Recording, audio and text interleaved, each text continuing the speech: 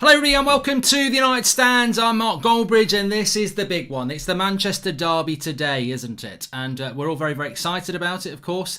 Are we? Well, I'm very excited about it. I hope you are all as well, because I think it's a massive game that I think I've heard a lot of people saying that this has the feeling of one of the worst Manchester derbies in a long time in relation to the hype around it, which I sort of do grasp, but I do get that, but it is still a massive, massive game, and I think that we do need to get into the move, get into the groove, kick in with a bit of Madonna, but we do, because it is a massive game for Manchester United, and we want to do well in it, and I think that if we don't, then you know, I mean, I think I've just knocked myself off here. I think if we don't do well in this game, then there's a lot of people out there that are going to say, you know, Ollie out and all that jazz. I mean, and there are even people out there that are sort of saying that they wouldn't mind losing this to get rid of Solskjaer. But we're not, you know, I don't understand that mentality, because we're not actually going to get rid of Ole Gunnar Solskjaer if we lose this game. So I don't really understand that. Let me come back to this studio anyway.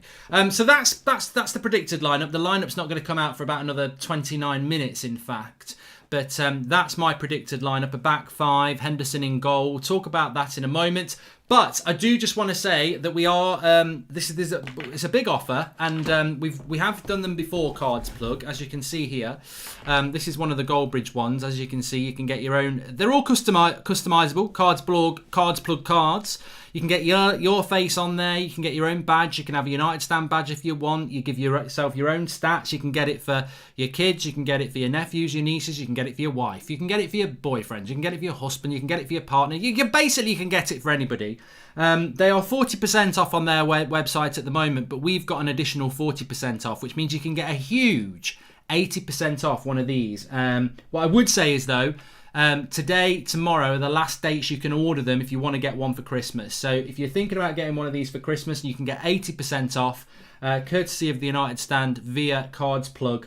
Link is in the video description. As I said, 40% off at the moment on their website, but another 40% off through the United Stand exclusively from Cards Plug. They're customizable, really good quality. You can have them up on your wall, you can give them as a gift. And as I said, look, I've got back pain 92. You know, if you want to have pace and shooting and everything like that, standard stuff, or you can do it for a bit of a laugh like me. But Sancho 90%, 99 Pratt.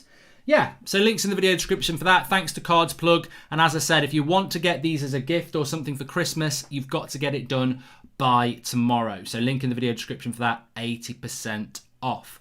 So KG will be on the fan forum. Did very well on the show this morning. Very, very good. I can't do Saturday mornings normally because I've got a match myself. So KG stepping in and did a fantastic job. So really, really big shout out to them if you didn't see that. But look, massive game for Manchester United. We have gone live a little bit early because I didn't do the morning show. There's a lot of things I want to talk about, and I think it gets a bit hectic when we get the team news in and we get Flex on the show and we really focus on the game. And I just want to, you know, it is a Manchester derby, as I said, and there's an opportunity for Manchester United here. There's a real opportunity, and I think that some people are a little bit, a little bit negative towards this game. And I would say, look, I actually think there's no excuse for Manchester United in this game, and I'd be very interested to see what you think about that. Because if we can beat Manchester City 3 times last year and take 6 points off them in the Premier League last year, then why can we not take points off them now? Like, why is it, oh, no, you know, we can't do it. We can't do it. Well, of course we can bloody do it. Apparently we've evolved. Apparently we're becoming more and more like a Manchester United side of old, according to Ole Gunnar Solskjaer. So, of course we can do it. I don't think there's any excuses today. And I don't think it's about saying, well, if we lose, I'm Ollie out. But what I am saying is, personally, what's the excuse not to win this game? We beat them twice last season. We're meant to be evolving. You know, we're out of the Champions League now. I don't feel that we are title contenders, but I don't get what the excuse is not to go and win this game, if you know what I mean. There really isn't one. I know it's a hard game, and I'm not saying it's not a hard game, But I don't see the excuse not to go out there other than the fact that we're feeling a little bit sorry for ourselves at the moment. Ronald Jacob says there is more chance for Mbappe to be on United standing than be at Man United. Let's win today and make sure we're staying top part of the table, says Ronald Jacob. Mark, how are you slower than Matic? What's your score prediction? We need a consistent first team, says Magic Eye. I think I've gone with 2-0. Come on City, says Zayn Miasi.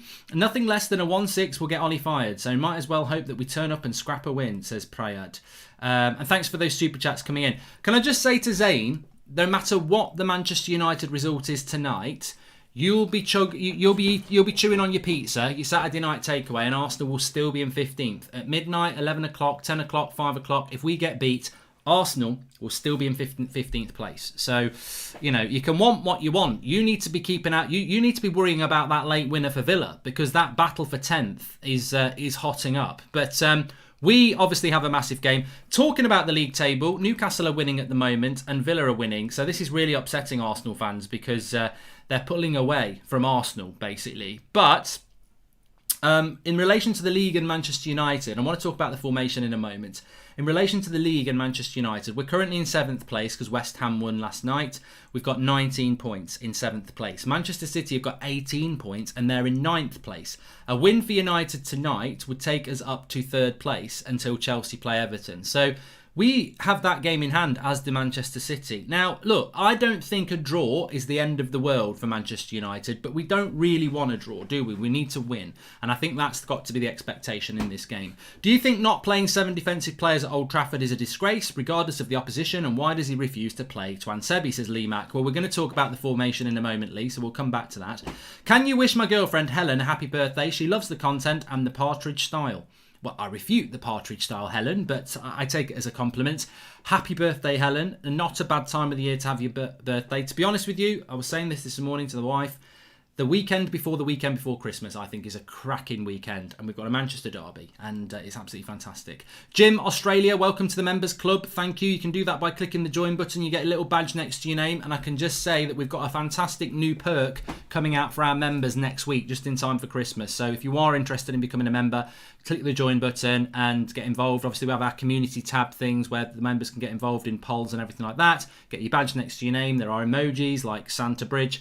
And next week, we've got another new perk coming in. Mark, we're getting Allegri. It's a transition season this year, says Zane, who's an Arsenal fan. And KG did a great job earlier. Pay that man, says Aspiring Tenor. He did a fantastic job. You're absolutely right. Okay, so let's talk about the team on my left there. Now, this is, there's leaked teams coming out. Of course, there is. That is always the way.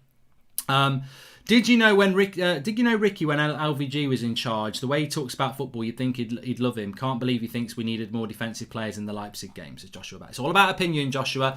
I didn't know Ricky then, to be honest, and I don't know what Ricky would have thought about Van Gaal. He might have quite liked him, to be honest. I don't know. So, it'd be interesting, actually. But I haven't shaved my hair. No, it's just a little bit. I've had a shower. Welcome to the Members Club, Marlon. So look, that's the predicted lineup that I did on the preview. So I've not really changed it. Dean Henderson in goal, because I think David De Gea is going to be the scapegoat. The media will love this, scapegoating De Gea. So we win the game today, and it was all De Gea's fault that we got knocked out of Europe and we've been crap for weeks. Idiotic, as you know, I think that. But let's give Henderson a go in goal. Not too fussed about that. Also, the Telles, Wan-Bissaka, I think it'll be Shaw, Maguire and Lindelof. Realistically, if he's dropping anybody, it should be those centre-backs, but he won't. Fred will obviously walk straight back into the team. McTominay is his favourite, so he can't drop him. Bruno has to play. And then that leaves you with the front two, which for me, I think Martial should start, but I'm not 100% sure about his fitness, so I've just put Greenwood and Rashford there. That may well not be the team, but it very much could be the team. What do we think about a back five and two holding midfielders against Man City? I think it is embarrassing in many ways. I agree, but I also think that is it evolution? Are we progressing as a team when we're doing exactly what we did last year, which is when we come up against a team that we think's better than us, we sit back and I'm not going to look. Ultimately, am I happy about it? No, but I'm expecting it. Welcome to KA Knight, latest member of the United Stand Members Club. Thank you very much. And David De Gea is playing, says Mohammed. Garbage back five, says Vanzel. Mark, any news about the Cavani suspension? Nothing from the club or the FA, says Abbas. I mean, just very quickly on that, Abbas, I would say that I was told that the FA needed to charge Cavani by last Monday. And the fact that they haven't, has this sort of gone away now? I don't know. I can't imagine it has gone away, but it feels a little bit like it might have done. So I don't know what's going on with that. I want to see us go for it and throw caution to the wind, says Caden Foreman.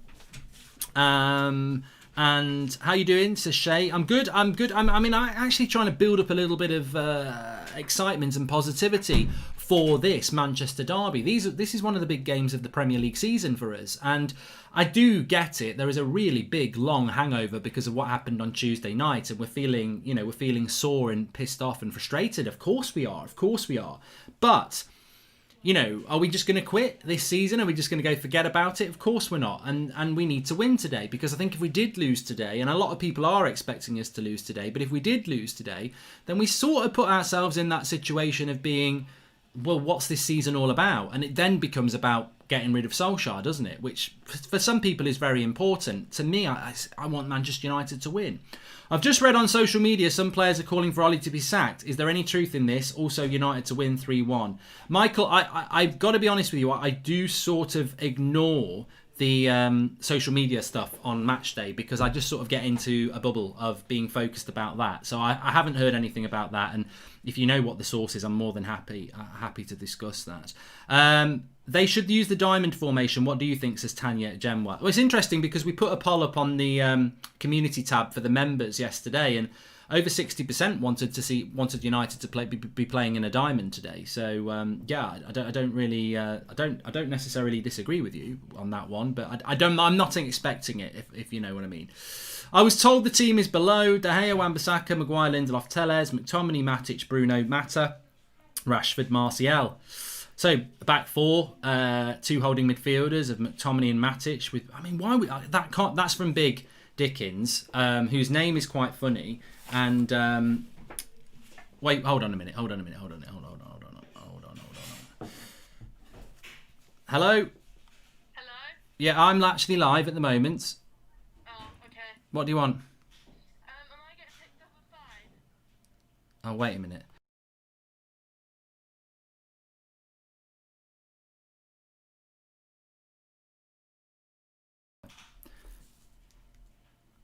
Life happens. I don't think that will be the team because I think Fred will walk straight back into the Manchester United team. So, that's what I would think.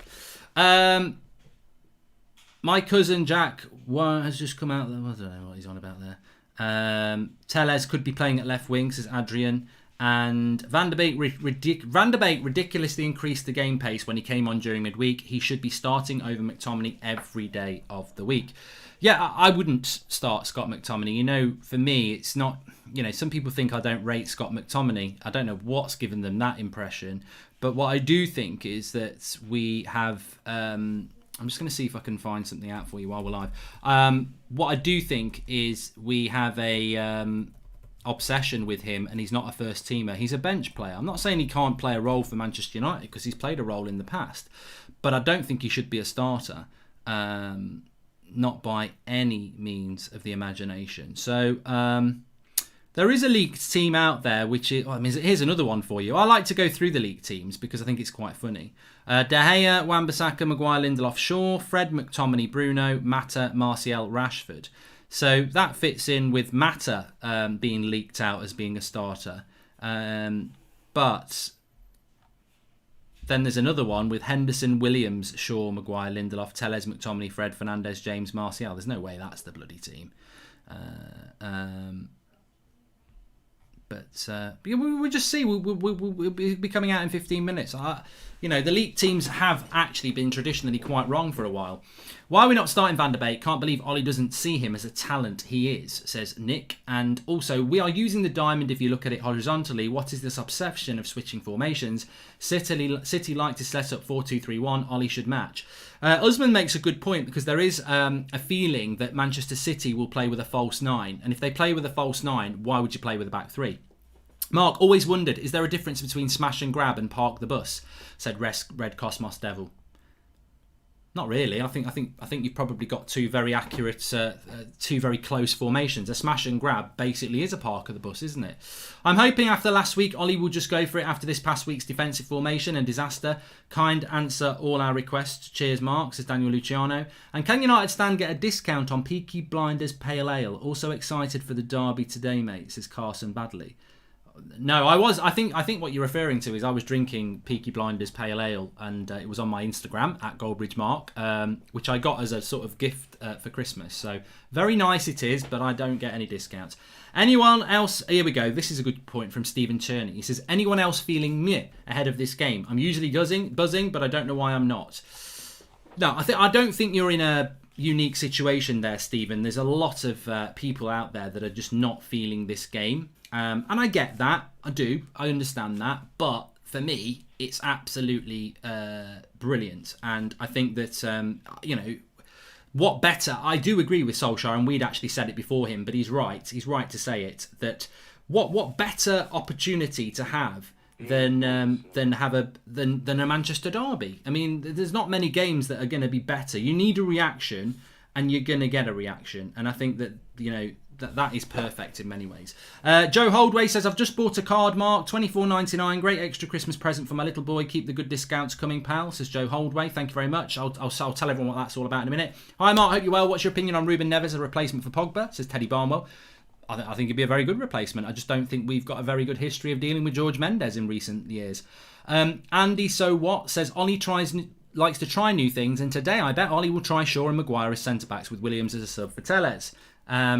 And I hope Solskjaer doesn't go with the back five if Pep goes with a false nine. Last time they did that, we were 3-0 down at half-time in the League Cup semi-final, says Man United list. Well, there is a hope there. There is a hope there that we won't play with the back five because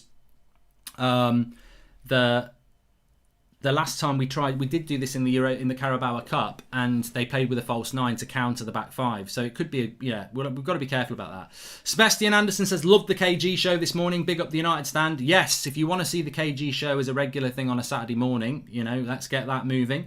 And if we play De Gea, we're going to lose, says Brownland. No. Okay, saw a video of you on Virgin Media, Mark. Have a word with Branson to buy United, says Joshua Bowater. And Ollie sticking up for Maguire will cost him his job. Do you think he's pressured to play him because of the transfer price? Way too passive to be a captain. Well, he's not pressured to make him captain. He might be pressured to get the best out of him. And I think taking the captaincy off him is how you do that. But we had a previous comment about the card. Of course, this is the card you can get. It is Cards Plug. You can get these. We're sponsored by them on the watch along today. They've currently got 40% off anyway. You can get them with your own name on. You can get your own badge. You can get your own stats. It's all customizable.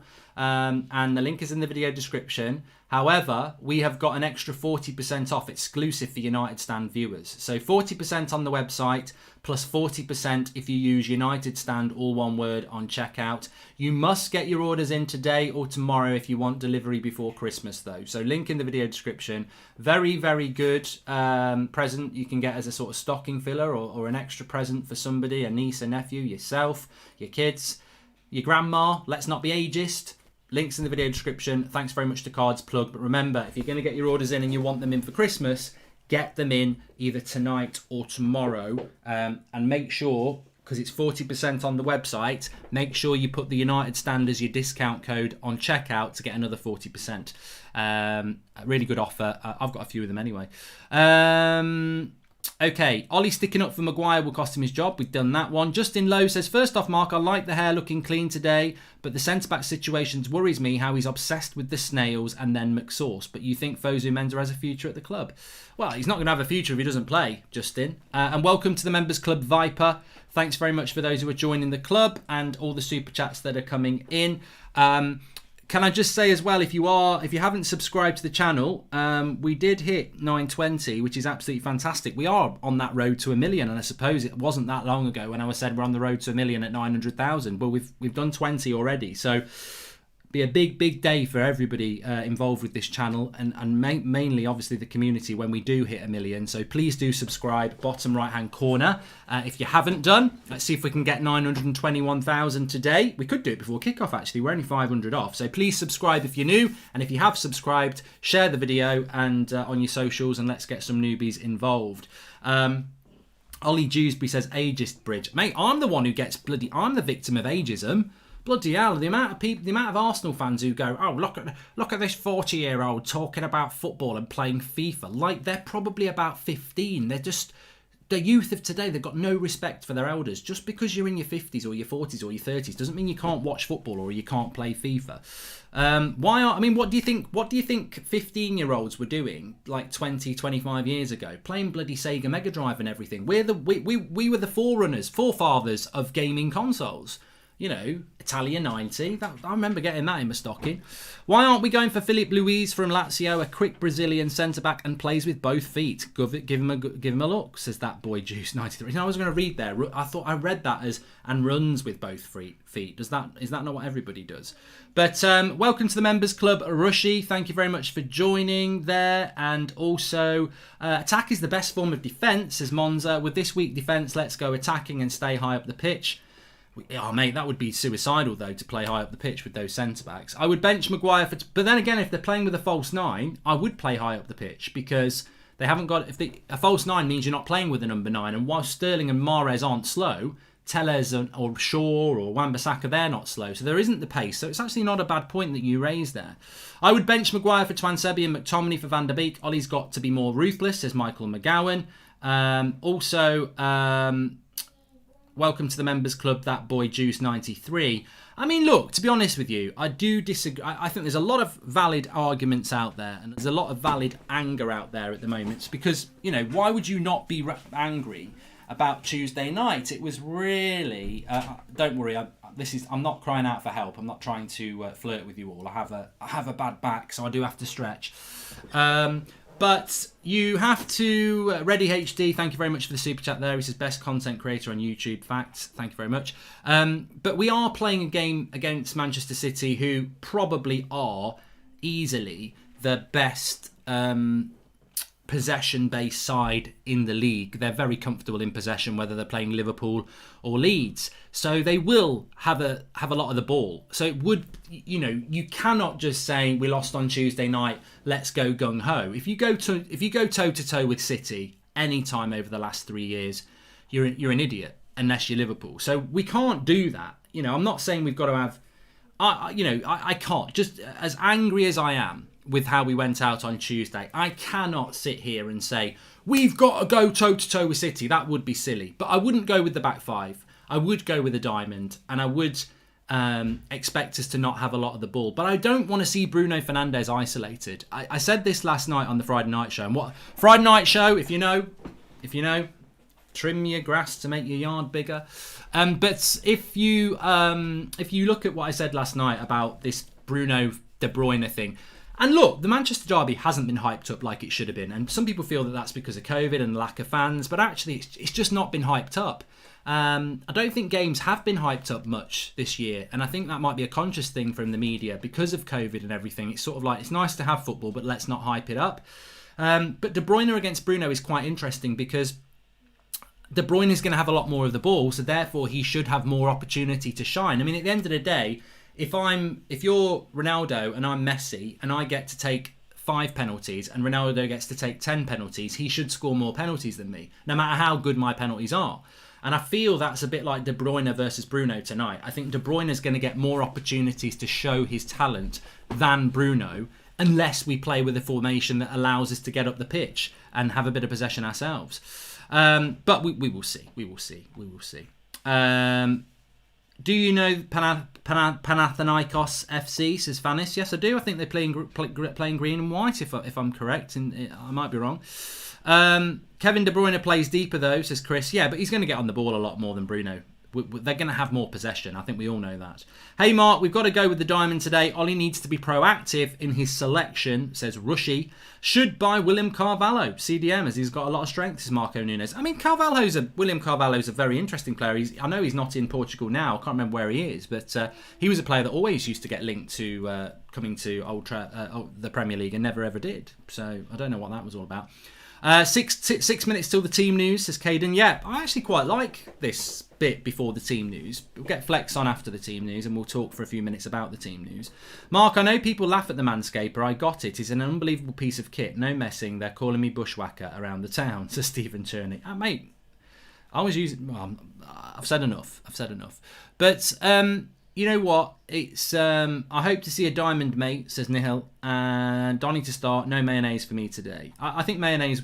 Scott mayonnaise. I'm doing it myself. I think McTominay will start. I do think he will start. And I think that Dortmund have been smashed by Stuttgart 5-1. Says Kresnin, and a few people are talking about that as well. Thoughts on the penalty situation, West Ham versus Leeds? I didn't even know the score to that until this morning when I was at football, and there's a West Ham fan there, and he said we won 2-1, so I was like, oh, okay.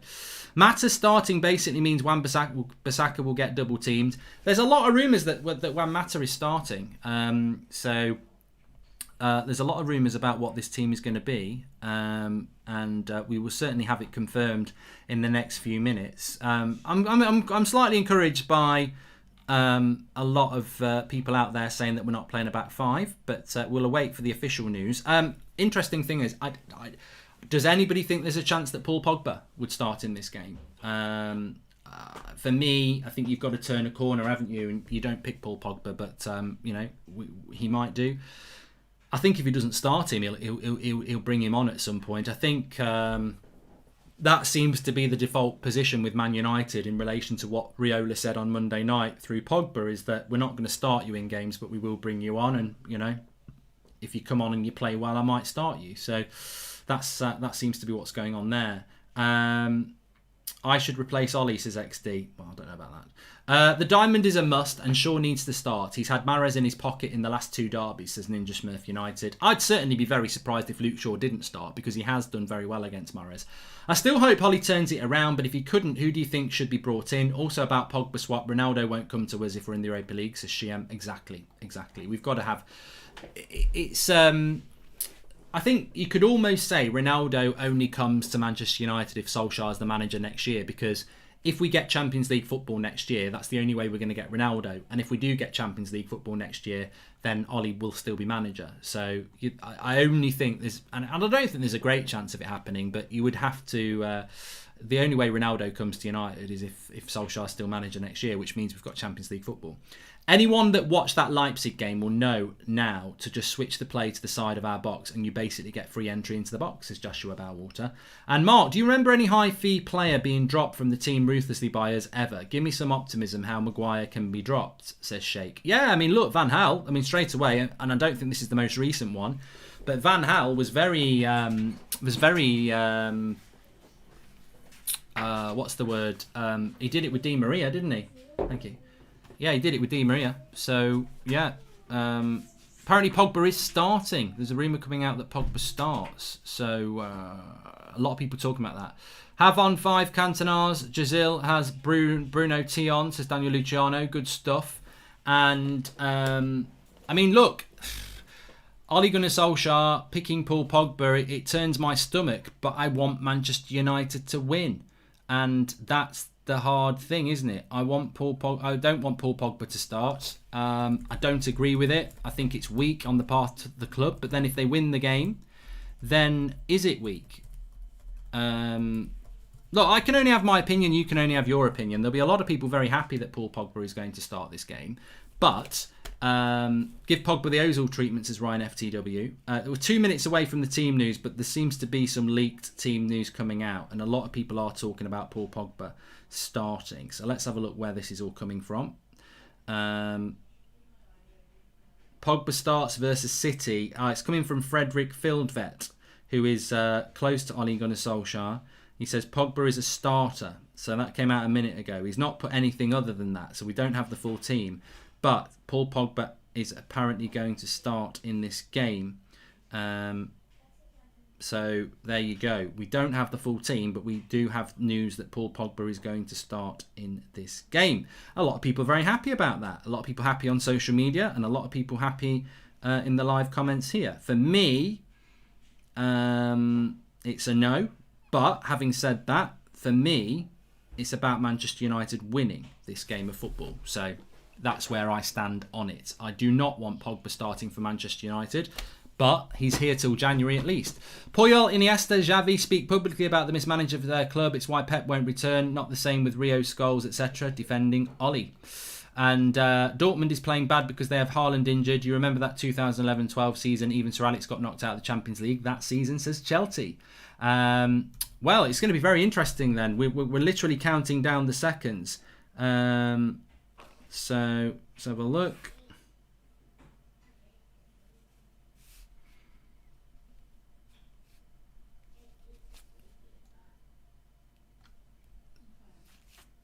It is past, so we should have a team news. If we have to play him to win, we have to play him to win. That's what some people are saying. Ollie has got no backbone. If Pogba starts disrespecting your club and just starts like nothing happens, says Ryan Heelan. And do you remember my hypothetical scenario that asked a few months back, asking you if you would have taken Grealish and Partey and offload Pogba? If you could wind the clock back, would you take that deal, says Ninja Smurf United. I think we'd all take that deal, Ninja. I think we all would do that, yeah. Right. Why is the team news not out? Here we go. Pogba does start. So, De Gea is in goal. Lindelof, Maguire, Wan-Bissaka, Shaw, Greenwood, Bruno, Rashford, Fred, Pogba. So it's a 4-2-3.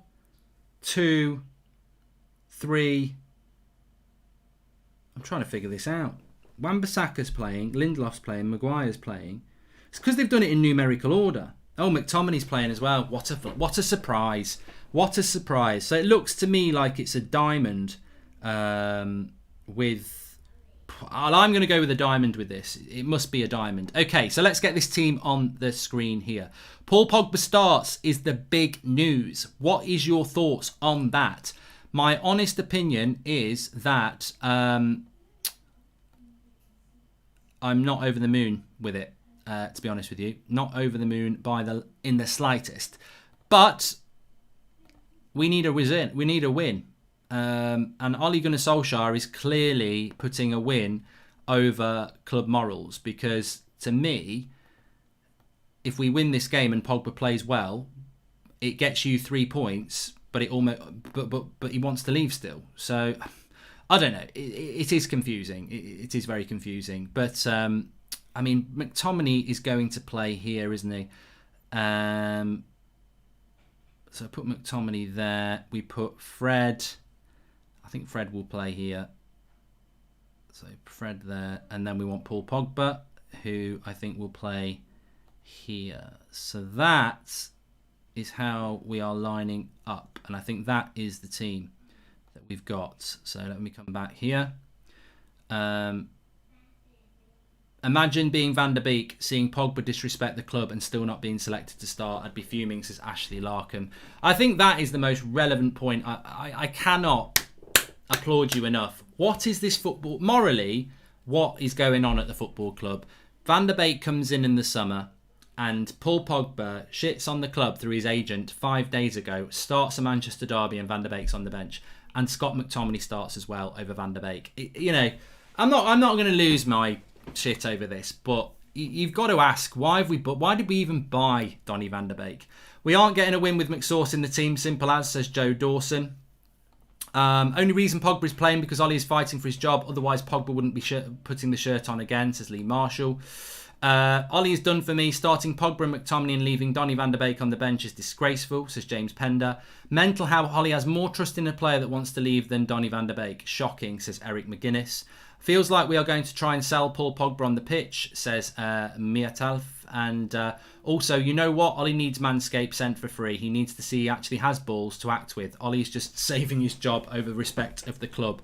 And Mark, I'd rather lose 10-0 than start Pogba. He has disrespected us, and Van der Beek deserves this run more than anyone else, says Vervant Nut.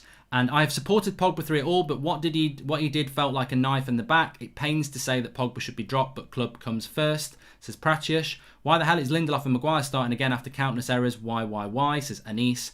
And swap Fred and Pogba Mark. Fred always plays off the right and Pogba off the left, says Ninja Smurf United. Well, let's see it kick off, mate.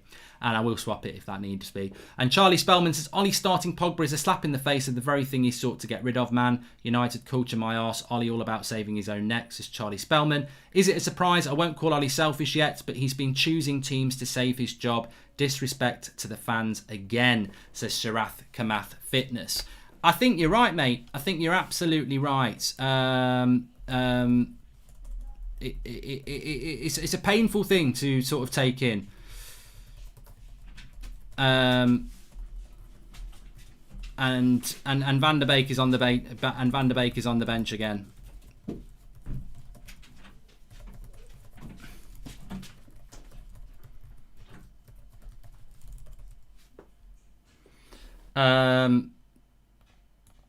The 3 points is crucial. All we care about, even if Pogba plays, I actually think Van der Beek is a better ball winner than McTominay. Hated for less, says Chelsea. Ollie's an absolute disgrace and inept, says Gabriel Noel. Pogba's movement is way too slow for Pep's pressing style. Donny's quick movement would be perfect for this, says Gabriel. And let's not be short-sighted with Pogba. He's our resource. Let's use him till we let him go, says Niall Fernandez. It's interesting, I've not really given my opinion on this, and I refuse to start raging about it. But what I would say is that most of the things that everybody has said is absolutely spot on. Like, that's the team on the left. I've probably got the fullbacks way too high, actually. I need to pull them back a little bit. But it's disrespectful, obviously, what Raiola did last week. And Raiola is Pogba's agent. But what message does it send out to the fans, to our players, that you can derail the club the night before a massive game in which we lost, and then I will start you in our biggest game of the season, and I will bench the like. I mean, it's not. To be fair, it's not just. It's not just Donny van der Beek that's been benched, is it? It's the likes of, Juan Mata would be thinking, hold on a minute, I've been very loyal to this club as well. Jesse Lingard would be. Look. Obviously, not many people are going to agree with that. The biggest one is obviously Donny van der Beek. The bench is Henderson, Telles, Bailly, Mata, Matic, van der Beek, and Martial. I mean, Nemanja Matic probably feels the same as well. Van der Beek will feel the same. It's why is he gone for a diamond when he knows that City use width with Walker and Mendy? Van der Beek should have played instead of Pogba. Disrespectful prat, says Sarab. I was already Ollie out when he bought him in the last game. This just sealed the deal. Would want Leeds or Villa to buy Van der Beek from us. Football deserves Donny on the pitch ahead of traitors and McFred, says Dipak. Look, I think Fred's essential to play this game today. I think Fred absolutely essential. I don't understand why McTominay's playing over Matic or Donny van der Beek. I mean, at the end of the day, Nemanja Matic is one of the Premier League's best CDMs. I know he's coming towards the end of his career, but he's internationally renowned. He's won Premier Leagues. Donny van der Beek, Real Madrid wanted him, and we've got players of that quality on the bench for Scott McTominay to start. Forget the Pogba thing. The Pogba thing, I do agree with what a lot of people are saying, but, there's a few other things. Let's just, we'll get Flex on in a minute, we'll talk about the Pogba thing, but hold on a minute. Why is Scott McTominay starting again? Like, why is he starting again? We all know he's going to start every game, but why does he start him every game? Why is Victor Lindelof and Harry Maguire starting again? Like, is he not aware of changing players who play badly? I was already Ollie out. We've done that from Dipak Singh. Picking Shaw over Telles is a very good choice because Shaw is miles better at defending, says Ewan Black. I think that was a logical choice. We already know what Pogba is, but this looks like exciting football without the back five. Let's go. I'm actually excited, says Andy So What. Welcome to the Members Club, Philip Nash. Thank you very much for that. No one holds the ball on top again. Mark, rumour has it there was a game in Ollie's dreams in which Donny let 10 own goals in. Did you do a watch along, says Danielle. Why the hell is he playing 4 CMs? Ollie out, says James Milnes. Let's be honest, if Ollie had the fans back in, he would have benched Pogba, but people he doesn't. Half the fans want him out, so does it matter, says Yazza Said. Do you think there might be something more to the story in-house about Pogba that has not reached the public eye? Seems weird otherwise for him to start. I think he just wants to keep his job. I really do think he just wants to keep his job. And I think he's put Paul Pogba on, who is one of our better players. Another change formation, says Akash. Fred needs to play well for us to have a chance. No one holds the ball on top. Maybe Diamond because Martial is not 100%. The Diamond worked perfectly against Leipzig with Matic at the base. Van der Beek was playing as well, yet he reverts back to Pogba and Scott. Absolute piss take, says Prem Prodigy. I do doubt Ollie, but sometimes it is too much. Give Ollie a chance. Sir Alex was great, but 26 years, 4 Champions Leagues and a couple of semi-finals, so you could say that he got eliminated the other 20 times. Never, ever, Brian Borg, compare Sir Alex Ferguson to Ole Gunnar Solskjaer. I think it's the most idiotic comparison ever, because I lived those years under Sir Alex Ferguson, and people think, give Ollie time, give him Ollie time. We're back in 1989. Like, Sir Alex Ferguson won a European trophy with Aberdeen. He broke the dominance of Rangers and Celtic. and he'd managed Scotland in the World Cup before he came to Manchester United. Ole Gunnar Solskjaer doesn't have the pedigree, the power, the playing style, the philosophy of Sir Alex Ferguson when he came to Manchester United, who then rebuilt the club and made us one of the best clubs ever. There is no comparison to being patient with Sir Alex Ferguson and being patient with Ole Gunnar Solskjaer, because Ole Gunnar Solskjaer does not have the background of Sir Alex Ferguson. You cannot compare Sir Alex Ferguson to Ole Gunnar Solskjaer. That doesn't mean Solskjaer can't be successful. And I always say this, those people who are ranting and unhappy about the team, it doesn't mean we're not going to win this game. You already know how Ricky's going to be fuming with this lineup, says Joshua Bowater. Ollie has every right to want to keep his dream job. He gets no backing from the fans, the board or the players. He's on an island on his own. Island with Ollie, says Yazza. I think he's had the backing, mate, and I think there's a lot of people who still do back him. Ollie said he'll play players that are the future of United. Then why the hell can Pogba be on the pitch after what he's done? It's unforgivable, says Mark Jones. Welcome to the Members Club, Ed Lindsay and Niall Fernandez. I don't know why Ollie benched Pogba against Leipzig to prove a point, but then starts him a few days later, says Jaskarin. It's hollow, isn't it, really? According to the official site, Fred is the base of the diamond. Think that is going to let us down like Arsenal. McTominay is box-to-box is a joke, says Frinvezen. And City playing 2 CDMs. Imagine Ricky's fan cam if we lose. I can't. I hope we just win every nonsense going around the club. Right, let's have a look at this Manchester City side, because that is something we need to do as well. So, Manchester City's side is this. Ederson in goal, Kyle Walker, Diaz, Stones, Cancelo. So Laporte's on the bench, which is interesting. I would have thought he's their best centre-back. Rodrigo and Fernandinho. De Bruyne, Mahrez, Sterling, Jesus. So they haven't gone with the false 9. On the bench, no Aguero. They've got Foden, Mendy, Torres, Bernardo Silva, Laporte, Gundogan, Stefan. And that's a very good, well-balanced Man City side. You've got the back four with Walker, Diaz, Stones and Cancelo. Rodrigo and Fernandez at the base. De Bruyne is the sort of number 10. Mahrez to the right. Jesus down the middle and Sterling off the left. I think Man City have probably picked a side that is about as good as it could go with. So I think they've done quite well with that. This man makes 300 canned a week. Besides, we have to get that price up. He's worth less than we bought him for Maguire. Should be a DM4. Good on the ball, says Chilshi. Tim Z35. I hope Ollie will play Fred as our right centre-back midfield, not CDM. Hope he won't do the same mistake like in the Arsenal game. Appreciate McSauce is playing centre-back, says Joe. Apparently McSauce is playing centre-back, says Joey Roberts. Okay. Ollie out for disrespecting the other players by putting Pogba in the first team, says Vinay. What do you think of a swap of Pogba for Marquinhos, says Paul Conley. Do you think Marquinhos would want to come? What's happening with Dan James? Not on the bench. Love from India. Love the channel, says Herwick. Thank you very much there, mate. Thank you very much.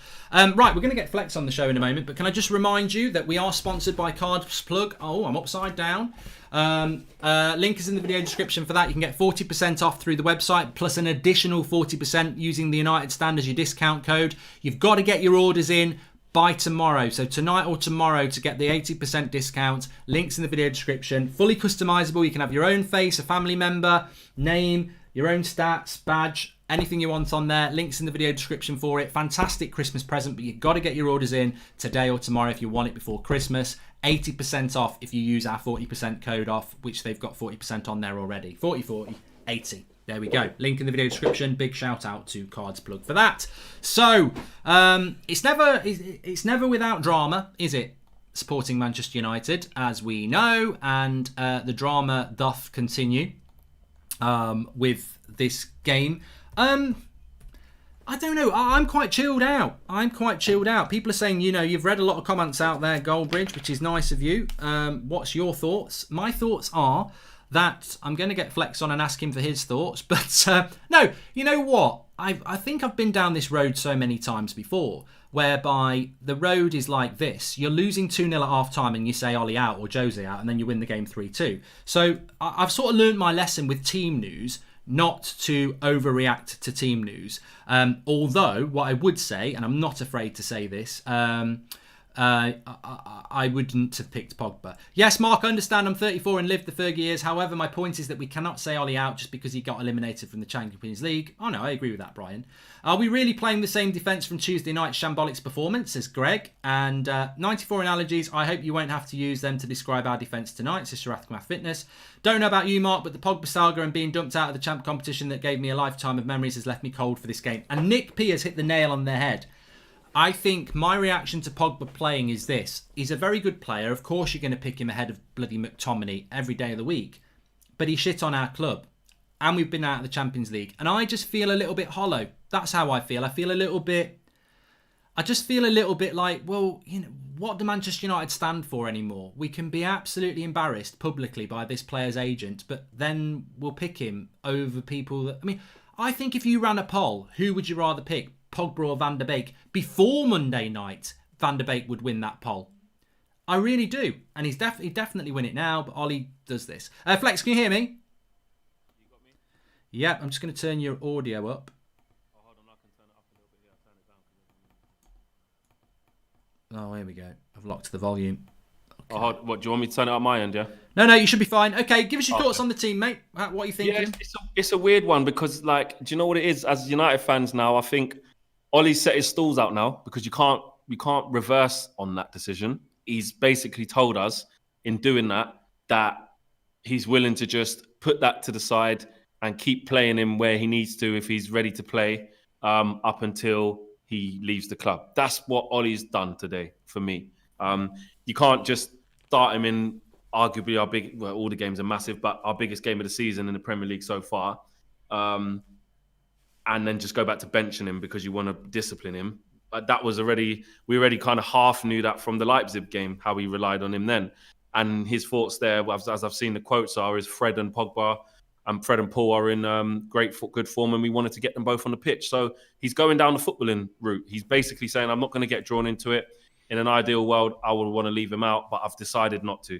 Now, for us as fans, though, it's a very difficult situation to be in because not everybody, there's still people, like I said, who were really happy. And there's still a lot of people who said, damn right, I know the agent said it, but I would have started him against Leipzig. And I think he's our player. We pay his wages.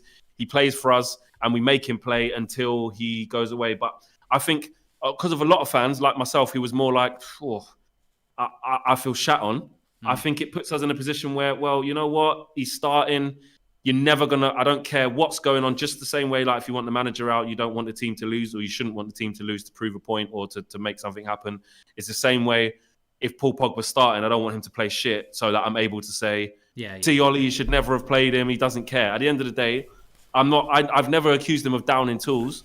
The only unprofessionalism that I label towards Paul Pogba is not silencing his agent or not being able to, show respect in some of the things that we hear from his agent and from him when he said he wanted a new challenge. It's never, I think he's not trying. So it's really, hollow's a really good word because I feel like we're going to get behind him. I think you have to get behind him. You have to want Paul Pogba to play well in this game. Do you know what I mean? I think just to come back on that, because I want, there'll be a lot of people probably not understanding that. And it's like, you know what? Pogba FC, if they'll be happy. And if he plays well, they'll be like, this is it. This is what I'm telling you. This is why he's got to play. And it's an absolutely idiotic stance to go at because this player that you're telling us all, this is why he needs to play, doesn't want to be here. It's not. Anybody who doesn't want Pogba to play isn't saying he's not a good player. He doesn't want to be here. So actually, if he plays well today and we win, in a way, we're sort of winning. We are winning because we know we know he's going to go. And we know he wants to go, but we're using him to get the win. So if we win this game, even if you didn't want Pogba to start, you win as a United fan because you win. Don't listen to all these Pogba FC people going, sit down. None of you wanted him to start and he's won. Yeah, because that will happen. And that's the thing that's what's really interesting about this is But just on that, if that does happen, what are you talking about? He wants to leave us. We've used him. But I think many people I don't know. I just feel that I'd rather we hadn't done it. But now that we are, I hope he does play well. Exactly. I think it's really important to separate the two because what will happen is, and it's the same if you didn't want him to start, it's not even really an excuse to say, you prat, you shouldn't have used him, he played shit. Because at the end of the day, I don't think Pogba will be the reason that we lose today if we lose. Do you know what I mean? I think it will be shit defending or a mistake or Harry Maguire not concentrating. No, I think it might be the centre-backs and Maguire. Not exactly. McTominay, I don't know why they're starting, to be honest. Exactly. So what I'm saying is that whether we win with Paul Pogba, I want to stay away from people saying, you see, this is why you always play him. And if we lose with Pogba, the same way. But I just think it leaves you between a rock and a hard place because as fans, we're emotionally invested. So it's like, well, we know he's been shat on. And in an ideal world, it's like, well, you know what? You don't want to be at my club. My club doesn't want you then. See you later. That's where we're at as fans because we care about the club more than any one single player. But what we do have as fans is whoever crosses the white line in a red shirt, unless it's something, they've committed a hideous crime or something you can't support, which they wouldn't be playing, you want them to do well. Do you know what I'm saying? You want them to do well. So for me, I want him to play well. I want us to win, and I want him to play well. And what I think will happen now, personally, now I've seen Ollie make such a big statement, and then you're seeing him starting at Leipzig. I think Ollie's basically saying, listen, I'm not interested. I'm deciding to just keep playing him up until he's not my player anymore. Well, he's made his stance, I wouldn't have done. I didn't want to see him start today. I'll admit that. I didn't want to see him start today. So, but now he is. What would you want me to do? Say, hope he plays shit so I can prove I was right all along. I ain't that guy. Yazza says, what if this is Ed Woodward's dealing, not Ollie? Let's be honest, Ollie is the employee of the Man United, and maybe they've told him to pick him. Let's be honest, Ollie will keep picking him because of the wages he's on, and the best salvage for Pogba would be to world class before he goes, says Sharathmath Fitness. Philip Nash, welcome to the members club. And another benefit of playing Pogba is that if he strings together some performances, his market value increases. Let's have our cake and eat it, says Daniel McCready. Make sure you subscribe to the channel if you're new, by the way. We're getting very close to 921,000. Bottom right hand corner, we are live every night at 8 o'clock. We've got the fan forum after the show, player rating show, loads and loads of stuff. So get involved, subscribe, bottom right hand corner. I do think that if Messi wants to leave but plays, why can't Pogba, says Alan. And I feel, but Barcelona forced Messi to stay, didn't they? I feel Pogba playing his board's decision in order to get more in the transfer window. He's scored in the last few games for us, still a disgrace. Look, at the end of the day, I don't think. One thing I would say is I'm not worried about Paul Pogba sabotaging this performance. I think he will be motivated to play well because of the stick he's had this week, and he does want to move. So, and the reason Raiola came out on Monday and had to be so, traitorous, I suppose, is because they're obviously struggling to get buyers. So, what better way to get a buyer? And maybe Ollie sat him down and said, "Look, I know you want to go. It's very clear you want to go. I've got to sell you after what you've done because the fans ain't going to come back for you. The best way for you to get a move, Paul, is to play out your bloody skin." And I just think it's that hollow feeling, though, isn't it? If we win and Pogba plays well, who likes that sort of thing? I mean, it's a short-term gain, yes. We stay in a title race, yes. That's all good. But we know that it's very hard to get behind a player that that's not going to be here. I think that's the problem, isn't it? It is, exactly, and that's the thing, that you're stuck between a rock and a hard place, and it is actually playing on your emotions. And look, Ollie hasn't asked for this to happen. No matter what decision he makes, he's going to get scrutinised, and I understand that. And look, a lot of us were saying he shouldn't start this game, but then now I'm thinking about it, and I'm looking back, I'm like, were we being a little bit not harsh, because I do think we're right to think, but were we being a little bit ambitious to think that Ollie would actually just banish him from the squad? Because let's face it, it's a hard choice, isn't it, really? Exactly, because he probably would have just kept him on the bench, and then when we started playing shit or whatever, he's always going to keep using him and bringing him off the bench. Yeah. So then, do we go into that? Basically, there was no way, now I'm thinking about it, that Ollie was going to go train in the reserves, you're not in the matchday squads until you leave. Never going to happen. I would. Never going to happen. So realistically, it's like, well then, you need to get something out of him, even though we're incensed. So it's like for every good thing he does, we're still going to be like, I know you want to leave. I know you want to leave. So it falls into the category of actually, well, you know what? You want to leave. We pay you 270 grand a week. You just better give us something then. But you just feel like a kick in the teeth on the same hand. It's really difficult. It's starting to piss me off actually, because now it's like, now I can't have one dead cert way of thinking about it, because I know he's going to be involved, and now I know he said them things. So every time he crosses the right line, I want him to do well. But during the week when we ain't got games, I'm just like, when's he going to leave? Just get him out, because he doesn't want to be here. Do you know what I mean? So it's just one of them, isn't it? Where now. Well, I've got a good question for you. I just need to read some super chats, and I'll come back with what I wanted to ask you. Having Pogba in will not leave Bruno isolated, but that could also have worked if Ollie went with Van der Beek, says Ninja Smith United. What club can afford Pogba's fee and wages, says Joe Cassett. I mean, look, I wouldn't be surprised if Pogba ended up signing a new contract. How are you going to deal with that? Ibrahim says, I'm Ollie out. It is brave to pick him and back him, especially after all what happened. Other managers would use him as an excuse. Fergie did this before. Ollie has no backbone, says Thiago. Let's be fair, City will dominate. Pogba will be useless. He always is out of possession, says James Thomas. Salah Ahmed says the fallout of the Leipzig game is Telles and Matic drops, whereas Maguire, Lindelof and McTominay continue to get picked even though they've been poor. I want to talk about that as well. Mark, we often overlook the fact that Donny van der Beek played in the Champions League semi-final. No one in this team has played at that level, yet he's not picked. It's an injustice, says Admiral K. Most of us are coming to grips that Pogba will play, but what happens if he bottles it tonight, says Fabian. The thing I do want to talk about Maguire, Lindelof and McTominay, because I think that's a really good point here. And also De Gea, again, picked over Henderson. Some people felt that should be wrong. But just finally on the sort of Pogba thing before we move on, where do you, I mean, he's picked 4 midfielders today. 4 midfielders have been picked. McTominay, Pogba, Fred and Bruno. 4 midfielders, and Van der Beek isn't one of them. I said this a couple of weeks ago. Van der Beek had played well in 2 games. I think it was Southampton and Istanbul. And then we played midweek, I think, against PSG, and he was on the bench again. And I said, I think that's it. Pogba and McTominay are back fit now. He will drop down to 5th place. Well, it's very, very clear that Van der Beek is 5th choice midfielder now, because he's picked 4 midfielders and Van der Beek can play in all of those positions. What is going on with... I mean, I would have picked Van der Beek over Pogba, not because of... I would have done it before Monday. I just think Van der Beek is the future, and I think he's exactly what we need. But what is going on? Very, very quickly before we move on. What is going on, do you think, in relation to Van der Beek and Ole Gunnar Solskjaer and a £35 million signing? What is going on? I'll tell you what I think's going on, which I've maintained for a long time. I don't think Ole wanted him. I don't think Ole was fussed, Mark. I really don't. I think it's very, very evident. I mean, Ole's given it the whole, don't you worry, Donny will get games. And, he will over the course of the season. But we're not stupid. We're football fans. We understand what it is to be a manager favourite. If you're a manager favourite, it means you get picked more often than not. Yeah. It means you're in the team. Look at McTominay. He's a manager favourite. Yeah, he's proved certain things to Ole that Ole likes as a manager. He even proved certain things to Jose that Jose likes as a manager.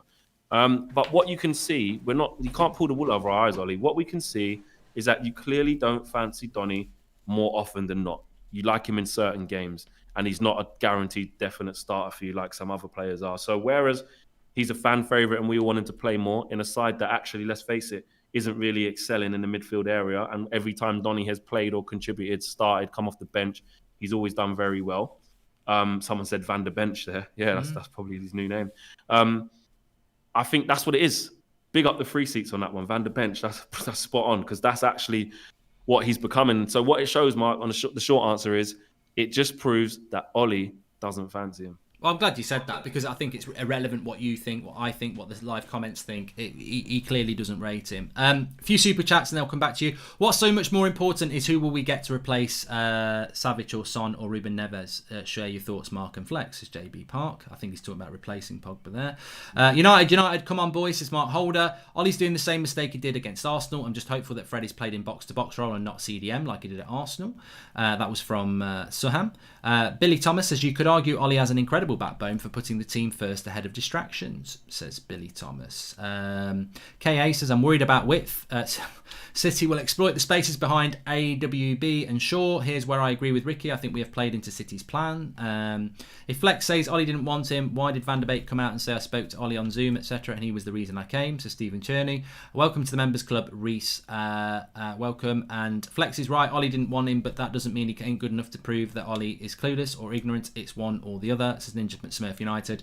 Now, Flex, who would you rather bring on, McTominay or Van der Beek, when you need to change the game? It depletes our bench if he starts Van der Beek, says Yazza said. I mean, maybe Ollie's just trying to win back the Ollie outers, because a lot of Ollie outers are pro Pogba. I've noticed, not all of them, but I've noticed that a lot of Ollie outers are pro Pogba. So maybe he's trying to win them back. Donny comes on and scores a goal today. I'm calling it, says Nate H. And would you rather bring on McTominay or Van der Beek when you need to change the game? It depletes our bench if we start Van der Beek, says Yazza said. Just on that, there was a super chat there that says, Flex, if Ollie came out, if Donny came out and said he spoke to Ollie on Zoom, that's the reason why he wanted to come. I understand that. That's a fair point. But the proof is only in the pudding, bro. Big up for the super chat. Thanks for that. But I'm only going off the proof, because if you can tell me the reason why he's always sat on the bench, then that makes it even worse that he's gone on Zoom, and that makes Ollie, he's lied to him then, because so far there is no reason, there is not one player in that midfield apart from Bruno, okay, who's consistent and puts the numbers up. and maybe Fred, who's so integral to what we do. But especially some of the formations we've been playing, there's not been any reason why Van der Beek could not have started way more games, if not all of them. There's no reason why he couldn't have been a consistent starter, whether it's on the right-hand side when we're doing the 4-2-3-1 with Mata, whether it's on the right or the left of a diamond like today, whether it's when we play the 5 at the back and you play him next to a Fred, and in a two-man midfield with Bruno just ahead. He's had various opportunities to start, and he still finds himself on the bench. And when he's played and started, like I said, and contributed, he's playing very well. So, yeah, Ollie might have sat down with him and said, yeah, I want you to come here, Donny. I want you to do this, Donny. Yeah, it's going to be amazing, Donny. Well, guess what? Since he's come to Karen, maybe he's changed his mind, because that's what the evidence suggests. Aidan McCrudden says, I would compare this decision to the Kepa Sarri incident. I don't want to sound stupid, but it looks bad on Ollie. It makes him look weak. If this was Sir Alex Ferguson, he wouldn't have started Pogba. It can send out a very bad message to the rest of the squad. I mean, we don't really know what the situation is with the squad. They've been, to me, I think they're very supportive of Ollie. But you know what? If cracks start to appear, you know, you're right, this could cause a real wedge. Ollie's a legend. But the problem is, and this is Manchester United's big issue, I know for a fact that Paul Pogba was a very influential person in that dressing room. So, you know, who's got the power? Ollie is a legend and I will never ever go against the club, but he's just showing he has hit his ceiling. It's team selection and tactics I hate, says Brad Lewis. PJ Pennington says, pleasure to be here, guys. Come on, United. Thank you, PJ. Hope you're doing well. The biggest problem with the lineup is McTominay, lack of quality, and Pogba comments. Get chosen over Van der Beek. He's loyal and talented and clear improvement, says Daniel Luciano. Ollie has a difficult job, says Jenks110. I mean, to me, I just feel that he's got to win this game now. I think the decisions he's made, he's got to win this game because there are Ollie outers who love Pogba. Well, Pogba's going to start. Ollie outers aren't going to change their mind if we lose this game. They'll say, well, he's not used Pogba in the right way. So they'll still be very vocal if we lose. But also, I think some Ollie inners will be Ollie outers because there's a lot of Ollie inners who don't like Pogba for what he's done. And they'll be pissed off that he started him today. So Ollie's got to win this game for me, Flex, because you know that there'll be a lot of noise afterwards if we lose anyway. But the decisions he's made are very risky. You're almost, you know, you're upsetting the loyal fans, really, because I know a lot of people who are very Ollie loyal, and they would not have Pogba near the ground. So if he loses this game, his authority is being questioned. Let me just quickly do these super chats and I'll come back to you. So a player who doesn't want to be here, an agent slated at the club, starts over Van der Beek, who wants to be here, love being at United. Ollie weak, Ollie out, says Daz OW. When are we going to objectively analyse Van der Beek? He has less goals and assists than Pogba this year. What is the evidence that Van der Beek has played well, says Michael Konu. Salah Ahmed says the treatment of Van der Beek could come back and bite Ollie, as if he sells Pogba and can't get a replacement, he has to rely on him. He has to realise his error. I can't believe our United fans this generation keep criticising Ollie and United even before the game begun. Absolute shame, new fans are plastic, says Ash. Do you reckon Ollie plays Scott McTominay and others as a supplement and or a substitute for poor coaching, says Silva Zander. Doing really well, Mark, thank you. How are you and Flex? Good, I think we're good, thanks. And we talk too much about our midfield. We might lose on wings, back and missing chances up top, says Akash. Well, I want to progress the conversation because I want to talk about the team. Van der Beek can't pass like Pogba, defend like McFred or create like Bruno. His versatility benches him, says Gareth Morgan. And Gill and Ferguson both on the board and would surely back Ollie leaving Pogba in the cold. Cannot understand Ollie continuing to play him. Van der Beek is better, says Kieran Byrne. Thanks for the contribution, Francisco. And another game and another new formation, says Louis Coles. I'm not Ollie out because we are not winning. I'm Ollie out because he hasn't convinced me that he has a style or pattern of play, says Sharath Kamath Fitness. Well, two centre-backs playing again are the same two centre-backs that have been the problem all year. They're the same two centre-backs, Harry the Hoover and Victor the Vacuum, that will suck the midfield close to them, that will suck the full-backs in, especially against a team like City that's going to have a lot of the ball. Do you think he's got it right picking Victor Lindelof and Harry Maguire tonight again? And also, do you think he's got it right with his obsession with Scott McTominay? Is it because there's nobody else? Are you happy with that? Well, welcome to the Members Club G-Mets as well. Go on then, Flex. The problem is that I look at things on evidence based, and you have to say on evidence, probably he hasn't got it right, because that back four with those two at the heart of it and that combination keep messing up. Yeah, Harry Maguire keeps making really silly mistakes across the front post. We don't stop crosses from wide areas. Wan-Bissaka's positioning is awful. Yes, because he could be scared about Lindelof, but also because his own understanding of the game and the position, I think, needs to improve. The defensive midfielders, even though it's one this time in Fred or it could be a McTominay. That's what we got to work out as well. If Fred going to play to the right of it or at the base of it, because I remember when McTominay played at the base of it against Arsenal, and the game before he didn't, and it went wrong. So I think that off the evidence, you have to probably go on the air of caution and be like, I think he has got it wrong. That doesn't mean we can't win the game though. Do you know what I mean? We beat these lot last year, playing a 5 at the back with McTominay and Fred in the team. Do you know what I mean? With Lindelof and Maguire still there. So that is the proof is in that kind of pudding. So I think he probably has got it wrong. And again, it's down to trust. I think that we keep screaming for Tuanzebe or Bailly to partner Lindelof or drop Maguire or Maguire to have a quick centre-back next to him. We keep all asking for it. But again, the proof is in the pudding. Ollie don't trust what he currently has. He doesn't trust Axel for whatever reason, brings him in once in a blue moon, then banishes him from the He's not squad. even on the bench, is he? It's Eric Bailly on the bench now. So that just shows you that for all his love about Tuanzebe, this is what I mean. Tuanzebe is actually the 4th choice centre-back because Bailly's back fit. When it really comes to it, managers can say what they want in the presses and to the papers and all of that shit. I'm not even really bothered about what they say all the time. I'm the most interested in how the team selection is portrayed and how it is. And what we can see is exactly what you said. Now Bailly's on the bench when he hasn't even played in longer than Tuanzebe hasn't. Do you know what I mean? So the proof's in the pudding once again.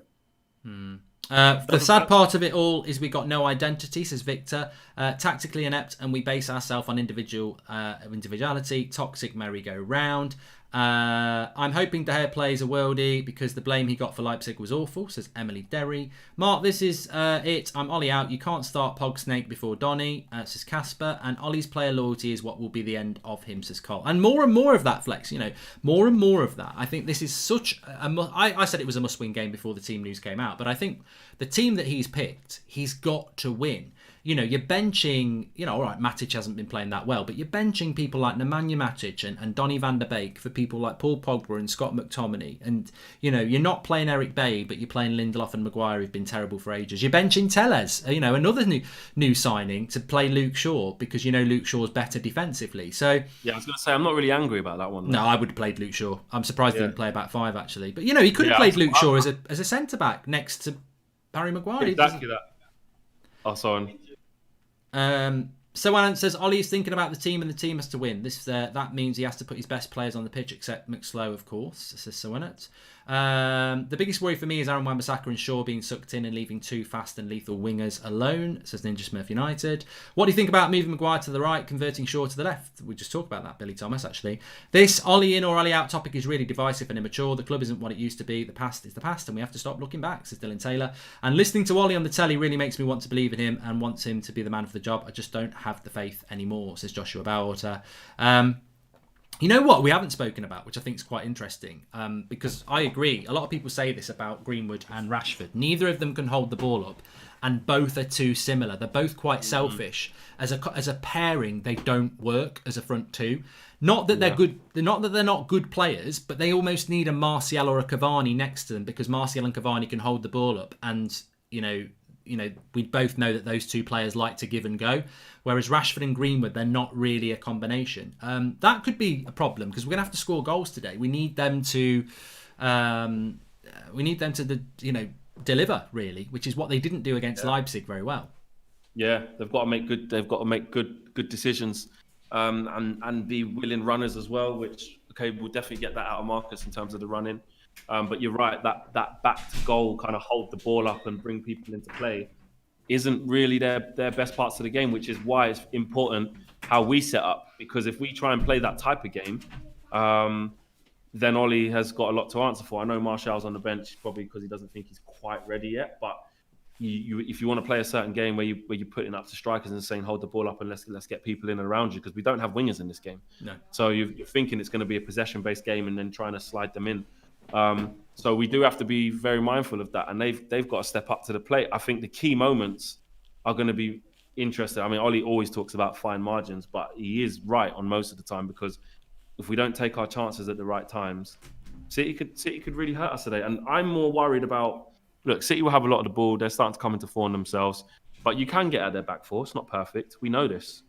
And It's just whether or not we defend properly to give ourselves a platform to go and play. I think far too much what's been happening in all the games, like we know, don't need me to tell you guys, about the conceding the first goal. I think for us to win this game, me personally, I think we need to score the first goal. And also, I just think we just got to cut out the stupid mistakes. That's what worries me. That's why I've got a bad feeling about this game. We haven't got to that stage yet where you asked me what I thought was going to happen. But we will do it to that. Francisco, yeah, I've got a bad feeling. Francisco Vichet says, love the channel United. Can you say hi to my wife Palomo? She loves it when you say beans on toast. Hi Palomo, I'd love you to make me some beans on toast. It is clear Ollie doesn't see our other centre-backs options as viable replacements for our current options. If you get a new centre-back in the summer, who gets dropped? Says Scythe. Wish Ollie would get rid of his obsession with McTominay, says Sam Hardwick. Yeah, I don't think we're ever going to progress with him in the team, to be honest. What's your thoughts on the team, bro? Just join, says Hodge, burn it down. Mate, we've been talking for 40 minutes about it, so you'll have to just catch up. Has McTominay got pictures of Ollie with Prince Andrew, says Brad Lewis. And all things considered, broad pressures, team, morale, club, power, integrity and options on bench included. Other than the centre-backs, Ollie's doing well, 100%, says Ash G. Should have gone with a wider formation. The gaps could cost us the game, says Nitin. And pleasure to be here, guys. Come on, United, says PG Pennington. Please subscribe to the channel if you're new, by the way. We're only a couple of hundred away from 921,000. It'd be great to hit that before kickoff. So bottom right-hand corner to subscribe and get involved with the channel. It's free to do that, of course. We're live every night at 8 o'clock. We're live every morning at 10 a.m. We've got match reaction shows. We're live all the way through the game. We've got the fan forum with Flex and KG after that. So there's loads and loads to discuss. And I feel that this one today is certainly going to be one that's going to be digested one way or the other. Because if we were to win it, then, Ollie's got it right. We need to stop comparing Sir Alex's time with Ollie's time. The game has changed. Players have more power than managers now. Love the show, says Sawant. For some reason, I have a bad feeling if Man City get off first and their ball retention, we'll be able to pull this off, says Fabian. Ollie either didn't want Donny and can't see his talents, or he did want Donny but doesn't know how to use him properly. Both are inexcusable, says Paul Stanger. And Vignesh says, hey, Mark and Flex, hope you guys are doing fine. Interesting, Pogba starts, but I think you noticed that teams swarm Bruno and Pogba, maybe just gives the other option for creativity. Let's get the win, Vignesh. So, yeah, okay, I'll ask you this then, Flex. In relation to the game, I can't remember. I think I said I've gone for it. Look, I expect United to win. I think we have to win. There's no excuse not to win. We beat them twice last season. We're meant to be evolving. We're out of the Champions League. There's got to be a response. I expect us to win. I've gone 2-0. What's your thoughts? You see what's really weird? Those are all the reasons why I don't expect us to win, because of all those right things that you said that are correct. I just worry for us defensively, man. That's why I don't think we're going to win, because I don't have confidence that we're not going to make killer mistakes or switch off for the whole 90. I don't have confidence that we're going to start well and get the first goal. And I predicted it against Leipzig, and horribly I was wrong. I don't want to be right on any of this, but you're asking me to be honest to my gut feeling. I don't see a positive result, man. I really don't, because I just don't think we're going to defend well enough. I really don't. I do like the way I don't know whether you know his team. Do you know what his team is? Who? Man City. Pep. Yeah, 4-3-3. He's gone with Sterling, Mahrez, Jesus up front, Rodrigo, Fernandinho, De Bruyne midfield. I like the way he's approached. I think I was hoping he'd play the false nine. He hasn't. I think he's gone with quite a balanced team. I think he's got Laporte on the bench, which shows how well Stones is playing. He's got two fast, and I rate Cancelo. I really do. Every time I've seen him this season, he's been good. Obviously, Rodri and Fernandinho, very, very good. De Bruyne, So I think he's tough game. He set it out well, Pep, as well. So yeah, go on, carry on. You think we're going to win it? Yeah, but listen, don't get it twisted with what I'm saying, though, guys. That's just me looking at everything from a kind of. You have to be honest with how we're playing versus how they're playing right now. But can we win? Of course we can win. It'll be look. I wouldn't even be hugely surprised if we win, because we can beat anyone on our day. When our players show up, especially in moments, do you know what I mean? It is all about moments. Then we can win. Of course we can, and we can put City to the sword if we absorb the pressure and defend properly without making a mistake or making silly mistakes. Then we can absolutely hit them on the counter, score, put them under pressure, running behind. We can do that. Of course we can. But it's all about that back four. And so far, with what I've seen in the big moments, in the big games with this back four, they've been less than convincing. And that's what worries me with the movement that they've got up front, and De Bruyne with his sharpness in passing and how they keep recycling the ball. We have to be very, very switched on, because me personally, I can't see us coming out of the blocks and sticking it on City. I don't know if you can, but I can't see that. I see us, looking to stay solid, stay structured, which I won't mind if we do it. If you're going to opt to give the onus to City, which you probably have to surrender possession. If you're going to opt to do that, Ollie, that's fine. But you have to be structured. You have to be organised. You have to get your shit together. Do you know what I mean? You can't have gaping holes in between the midfield and the defence. Everything's got to run smoothly. And that, for me, is what I think we struggle with, which is why I've got a bad feeling about the game. Harry Maguire is a fridge with legs, says Stratos. We played defensive but terrible at it. Another boring game again today. Watch us win though, provided we maintain the shape. 2-1, big up Mark and Flex, says Isamfun. Would any other manager pick McTominay over Matic? I doubt it. Matic is so much better than McTominay as CDM. McTominay is always just a passenger, says Sean Negative Turner. Yeah, I don't agree. I agree with you, Sean. I don't care how bad Matic is. He knows how to play the role.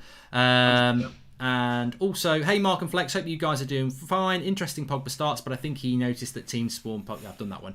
Interestingly enough, I've just had my mate message me, and he said McTominay again, Jesus wept, which I think sums it up really quite well.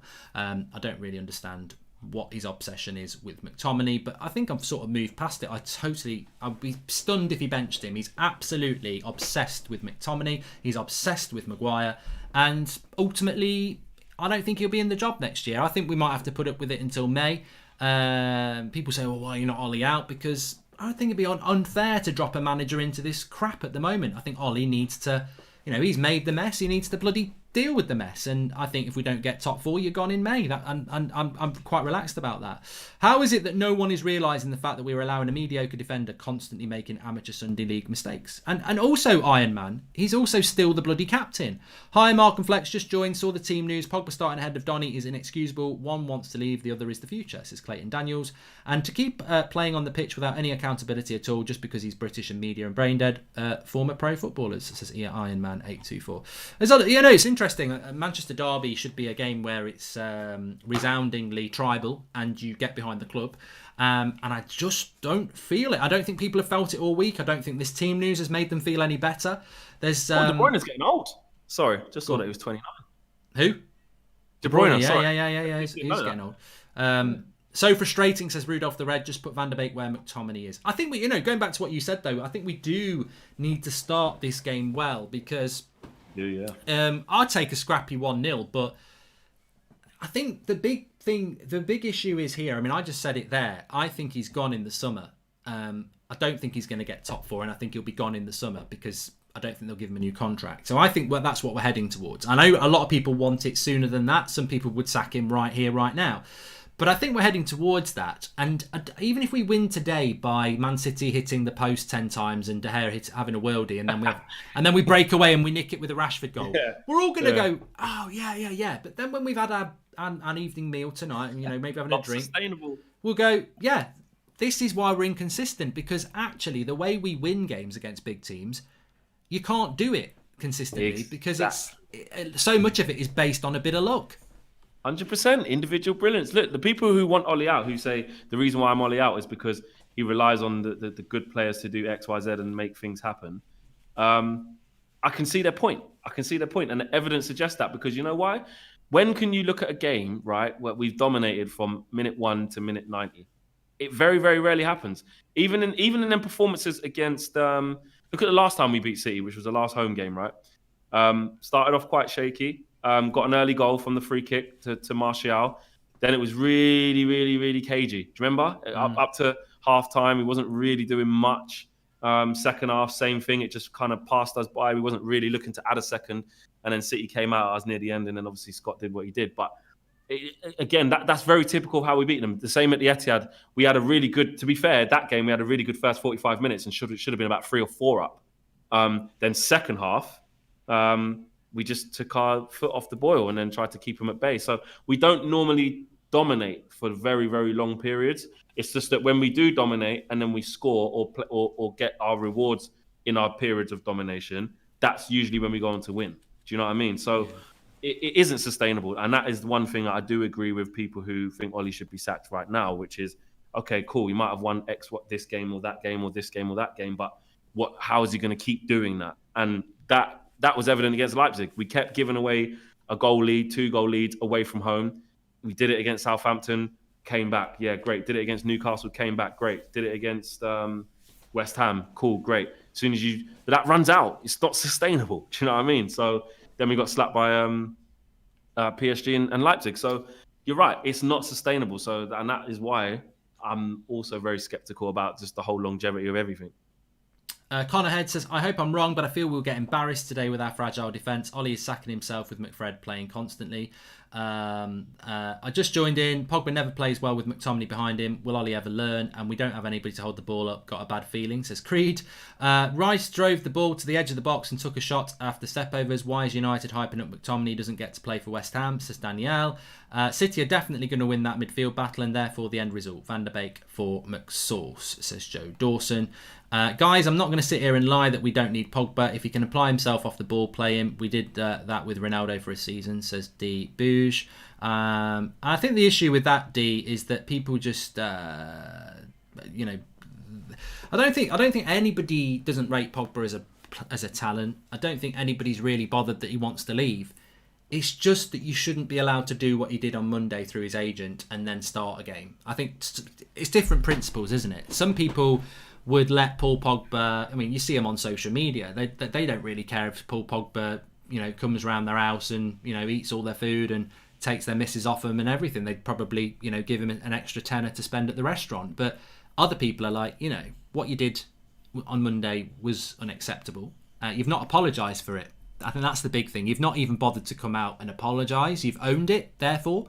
And I don't really want you to start. And I certainly don't want you to start ahead of somebody like Donny van der Beek, who is the future and I believe has done more for United this season than Pogba anyway. But it's not really... Pogba doesn't pick himself, is what I'm saying. The manager has picked him. So the blame needs to sit with the manager.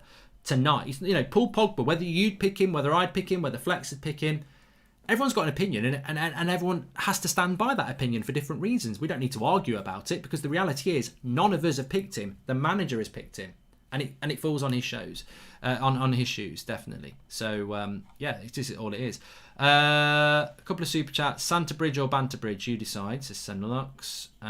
Okay, so what's your score prediction for this one, Flex?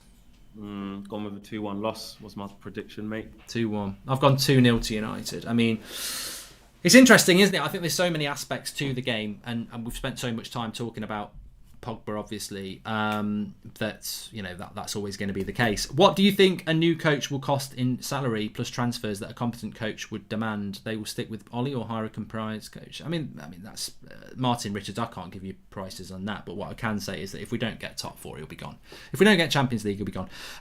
It's on the pinned tweet there. Make sure you subscribe to the channel if you're new. I think we can hit 921,000 before kickoff, so bottom right hand corner to subscribe. Thank you. A lot of people going for a City win. I actually quite like this. Because I think this is why I've not lost my shit about the team news and gone mad, because I've done that before and then we end up winning. I think, full time is always the time to assess it. I think there's plenty of it in that team to, let me just get the team up. There's plenty in that team to just take a little mental note about. Obviously the Pogba selection over Van der Beek, the McTominay selection, the centre-back selection. I think those are all very, very valid points where he could have done some things a little bit differently. But let's see how it plays out, because I still think we can win. Sancho is trending on Twitter because Dortmund lost 5-1 and he was terrible and has been terrible this season, says Yaz. Hey, mate, I don't know. I wouldn't go near Sancho at the moment, Flex. Don't know about you.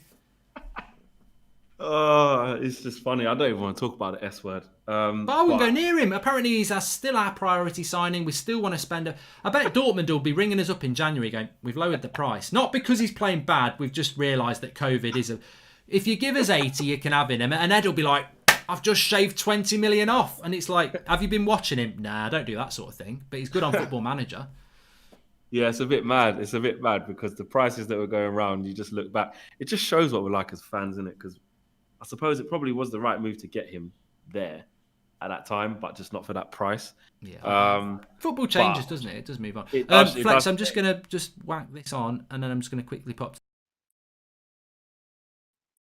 Yeah. It's proper mix in the comments. I'm seeing 5-1 City, 2-1 United, 2-2 draw.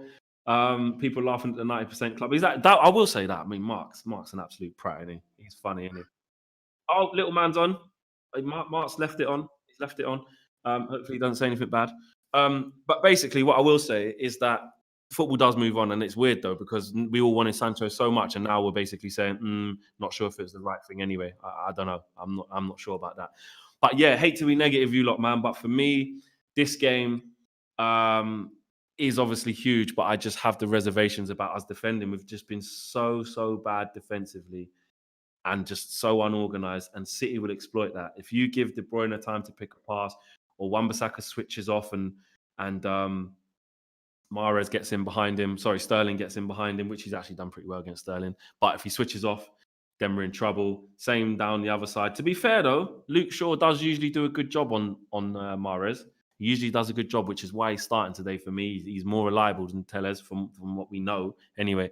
So I don't mind that. But the Paul Pogba thing, just to go back to that, I am just stuck between a rock and a hard place because you didn't really want him to start in terms of my feelings. Didn't really want him to start. Now he is starting. I get behind any player. I get behind any player who crosses the white line. You know what I mean? For me, it's you have to back him. You have to back him. Flipping it. It's all going on. Mark has not muted himself here. I thought I had. Nah, mate. We heard everything. No, I thought I had. Yeah. No. Like you didn't say anything bad, but we can just hear you and little man. All right. No, you might be able to. I don't think they can.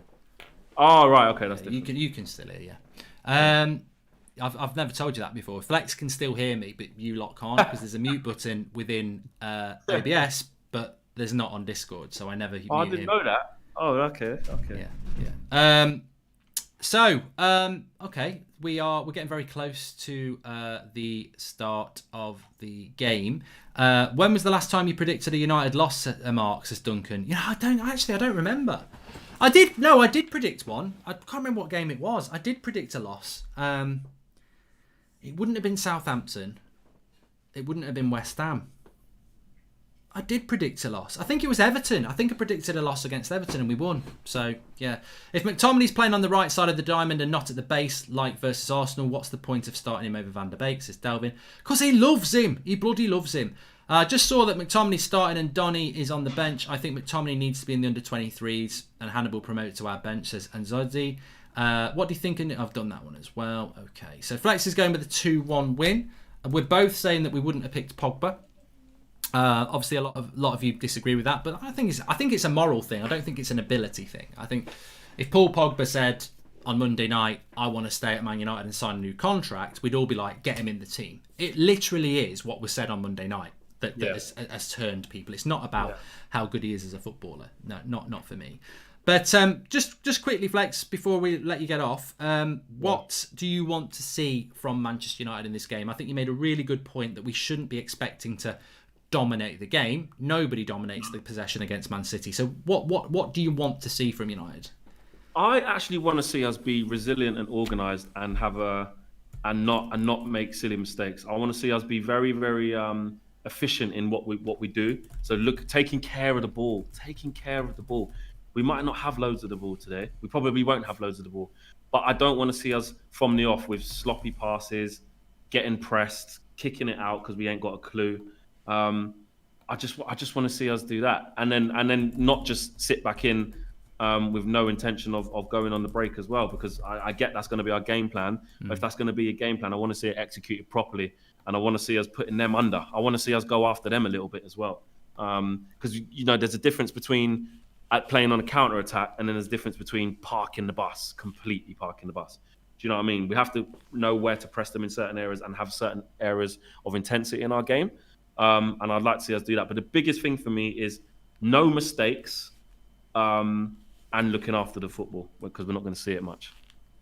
Yeah, I think you're right there. I think we've got to keep... it's going to be about focus. It's going to be about good defence. I mean, I think in many ways we might be sort of setting ourselves up to, to fail, I suppose. But it's going to be a tough one. Thanks for coming on, Flex. We'll speak to you at half-time. Yes, cool. Half time. See you then. Speak to you in a bit, mate. You can follow Flex on Twitter at FlexUTD. And of course, as well, he will be on with KG on the fan forum, which is after my match reaction after this. We stay live. That's what we do here. Please subscribe if you're new. Bottom right-hand corner. A few super chats to catch up with. Towan says, Ollie does himself no favours by constantly picking McSauce over Van der Beek. And don't get me started on picking the one who wants to leave, says Towan. I've just realised I'm on the wrong channel again, which is what I always seem to do, and I don't want to miss the kickoff because it messes up my timer then. So let's get that on. Let's beat City. I'm not sure how we would do it, but let's get behind the lads. Big up yourselves, Mark and Flex, says Matt. And Ollie's playing Pogba in the hope that we do great with him. He changes his mind about leaving and we'll forget all indiscretions like we did with Rooney, says Marcus. Good, interesting thought there. We are about to kick off. Pleasure. Okay. Let me just get the live comments sorted there. Timer there. We're on the right page there. Remember, we are sponsored by Cards Plug. Brilliant Christmas present. You need to order it by tonight or tomorrow to get it delivered before Christmas.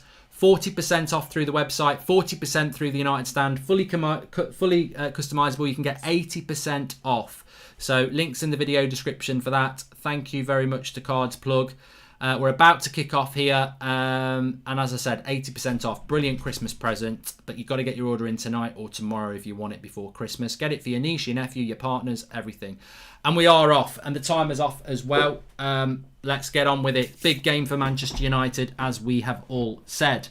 Will you fall off your chair again, says Fabif? I can't. No, hopefully not. Hopefully not. But it's interesting, isn't it? When the game kicks off, we change our mind and we, automatically become very tribal. We criticise our team because we critique our team and we want to improve, etc., etc. But as soon as the game kicks off, we become very, very focused on Manchester United. We're 10 subscribers off, 921,000, by the way. Bottom right-hand corner to subscribe. Absolutely fantastic. We'll say we did it before kickoff, which would be great. So bottom right-hand corner to subscribe, get involved with the channel.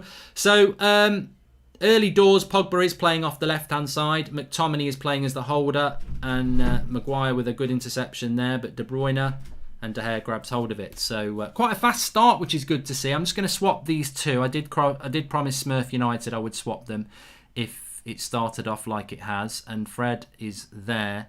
And Paul Pogba is over here. So let's do that. That's how they actually are lining up at the moment.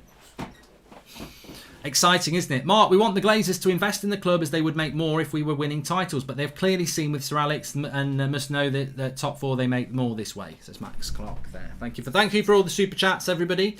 And those who've become a member, you can do that by clicking the join button.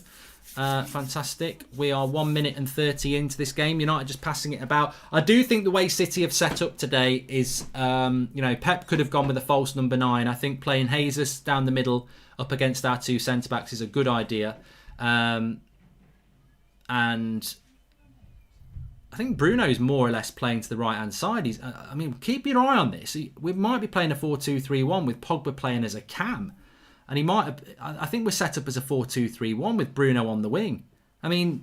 That better work, sticking your best bloody player out on the right wing.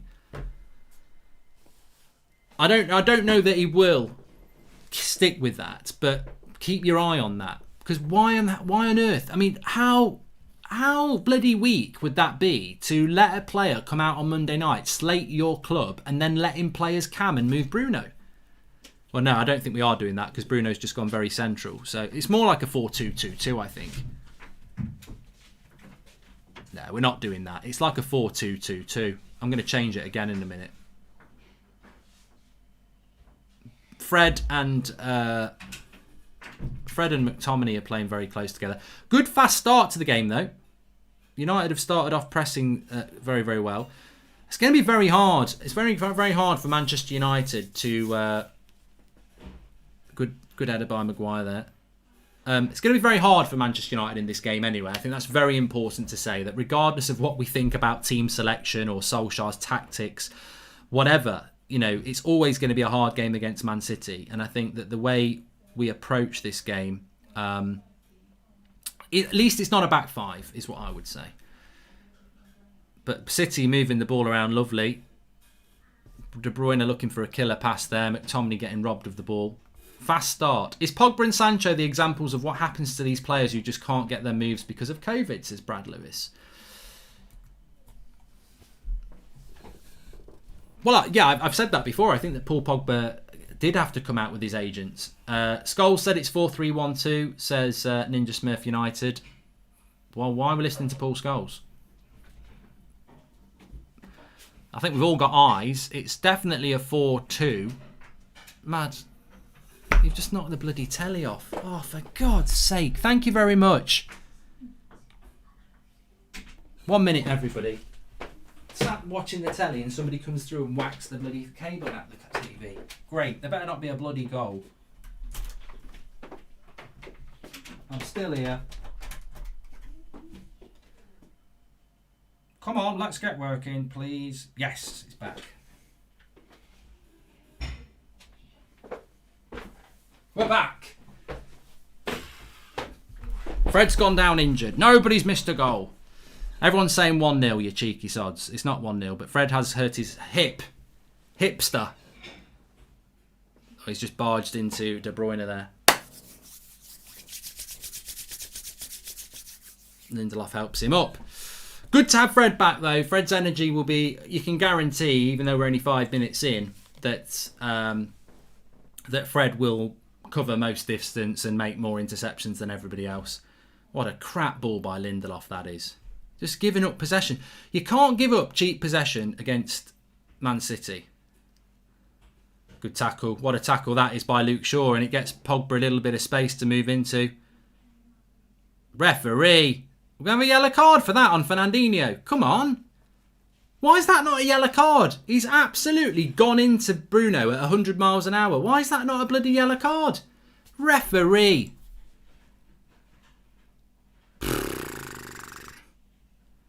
I think that's a yellow card, that. Good start by United. Bruno's up, though, thank God. Well, I say good start by United. It's more of an open start from United, which is good to see. You know, would it not just be like Solskjaer to put out some sort of tactical masterclass today because that's how inconsistent we are? I hope so. But we've certainly started this game against a better... I mean, I think Man City are a better team than Leipzig, and we've certainly started it the way we should have started. We should have started with a diamond against Leipzig. We should not have started with a back seven. I mean, people say we started with a 5-3-2. I think we started with a 7-1-2. What didn't we? Whereas in this game, Bruno's giving it away there. Is De Bruyne. Watch out. Into Sterling. And into Sterling. It sounds like a film. Interstellar. But it's gone out for a goal kick. Welcome to the Members Club. Thanks for joining, Drew. Appreciate that. We're a bunch of slugs at the back, says Malps. We've got to watch out for that pace, yeah. I mean, he was in there against Lindelof, but he had a bad touch. Hi, Mark. Do you think mind saying happy birthday to my dad, Matt? He's 52 today. His favourite player is Phil Jones, and you can call him a prat, thanks, says Matt Mod. He's best player. Well, happy birthday to him, anyway. Happy birthday to your dad, Matt. I doubt Phil Jones is his favourite player. Well, this is interesting. United are trying to pass out from the back. Why can't we kick the ball long? Afternoon, Mark. You having another curry tonight? Says Existence. I'm pizza tonight. Pizza tonight. Yep. Yeah, we're playing around with the ball at the back here. But it's been an intriguing first 7 minutes. City with that press. Not letting us play through them. Having to hit a few longer balls. And if you're going to hit those long balls, they need to be accurate. Here's Fred. That's a bad ball by Fred. It's put Luke Shaw in trouble. Mahrez, good tackle by Harry Maguire there. Everyone seems to be switched on, which is what we always do when we respond. Poor ball by Pogba, though. Intercepted by Cancelo, who skips past Bruno. Be careful, he's a good player, Cancelo. Nationality Portuguese? Am I right, Cancelo? Welcome to the Members Club, Phil Davies. Thanks for the super chats that are coming in as well. I'll read those. Afternoon, I've done that one. And I'm seeing Fred at CDM, Scott off the right, Pogba on the left, and Bruno has been given a free roll, says Joshua Boutwater. I think, to be honest with you, I don't know whether I can get this to work. Sometimes it works, sometimes it doesn't. No, I'm on the wrong screen there. What we're basically seeing is the bubble wrap FC. The vacuums of Harry the Hoover and Lindelof, the Victor the Vacuum. 2 CDMs right in front of those two, protecting them. Fred's still not quite right. So we need to change this formation a little bit, actually, because it's not telling those at home who want to wear tactically what we're doing, what's actually happening. So you've got Fred here. You've got McTominay here. That's basically what we're doing. Pogba is playing off the left more, sort of over here.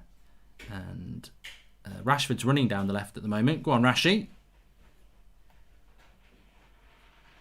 And it goes to the keeper. So we're doing that, really. It's a bit, I'd say, average positions in the first 9 minutes are probably more like that. Fred and McTominay right in front of the 2 centre-backs.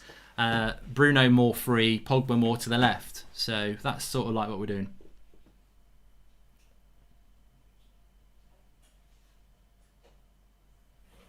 Some people are saying he needs to take Fred off. Mate. The thing is, if he does take Fred off, I don't think he's going to take Van der Beek, bring Van der Beek on. He'll bring bloody Nemanja Matic on, won't he? McTominay, bloody hell. Why are you 6'4" if you can't head the ball? He's got a free header there and he heads it to a Man City player. Like heading, if you're good, if you're tall, your heading should be like a bloody pass. You head it towards somebody's foot. Lovely little play by Bruno, by Greenwood into Bruno, into Pogba. Overlap by Shaw. Lovely ball into Bruno. Bit of space. Oh, good play. Good play. Greenwood, Bruno, Pogba. Lovely little bit of play there. Get a corner though. Quality knows quality here though. Look at the reverse pass by Pogba into Bruno. Takes it down well. Got swarmed by City players, but good play between Pogba and Bruno there. Please subscribe if you're new, bottom right hand corner. Thanks everyone who's been tuning in throughout. United Stand, we have got the fan forum after. We'll have the player ratings open on the website in the second half. You can mark the players that when I do my match reaction, it will show my score and then aggregate yours. Luke Shaw on corners. Ooh! McTominay on the back post. Luke Shaw's cross was quite good because it was left-footed and it was curling in. Somebody got on the front post, put it towards the back post, and McTominay, millimetres away from a slide in on the back post. I mean, to be honest, why has he gone with his right foot? Why has he gone with his right foot? McTominay goes with his left foot there and 1-0 up.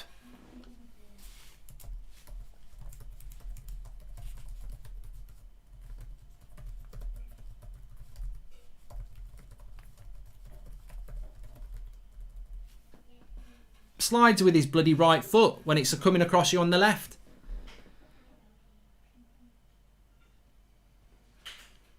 Look at him, passion merchant McTominay. This is why people like him. Look at me, I do fouls. Amit,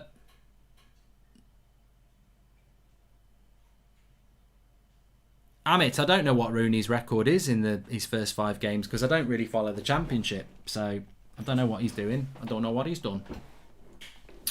NBC Sports says it's supposed to be a diamond, says Matthew, and should have scored there. Golden chance, says Existence. I think if he goes with his left foot, it's 1-0. He's tried to go with his right foot when it's coming across you on the left-hand side. He's not the first player to do that. You've got to take those chances, though, says Scott B. It's been a good start by United this first 20 minutes. First 12 minutes, actually. And I think, a bit like Spurs, Arsenal last week, you can't really go with form if it's a proper derby because, as we did last year, City are a better team than United, Pep's a better coach than Solskjaer, but we took 6 points off them last year. So, Manchester derby, same as any derby really, it's a great leveller. You can't say that we haven't got a chance of doing it. Laporte's on the bench. Paul Robinson says it's been a great start, exactly what I would want.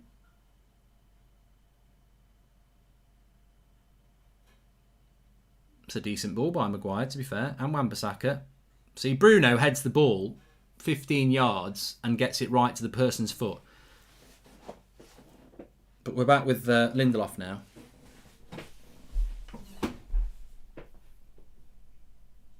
I think Fred's coming off. Yeah. Fred coming off. That's a shame.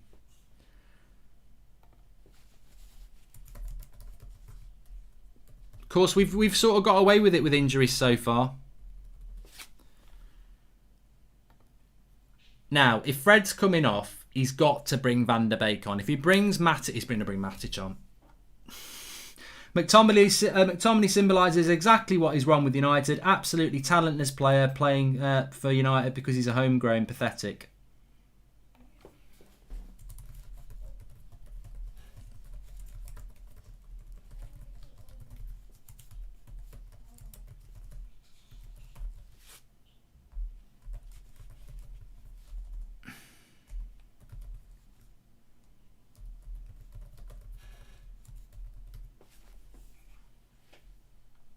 Well, Bruno, he might not be coming off, but if he does come off, our mobility in the CDM position, you've got to put Van der Beek on just for the mobility.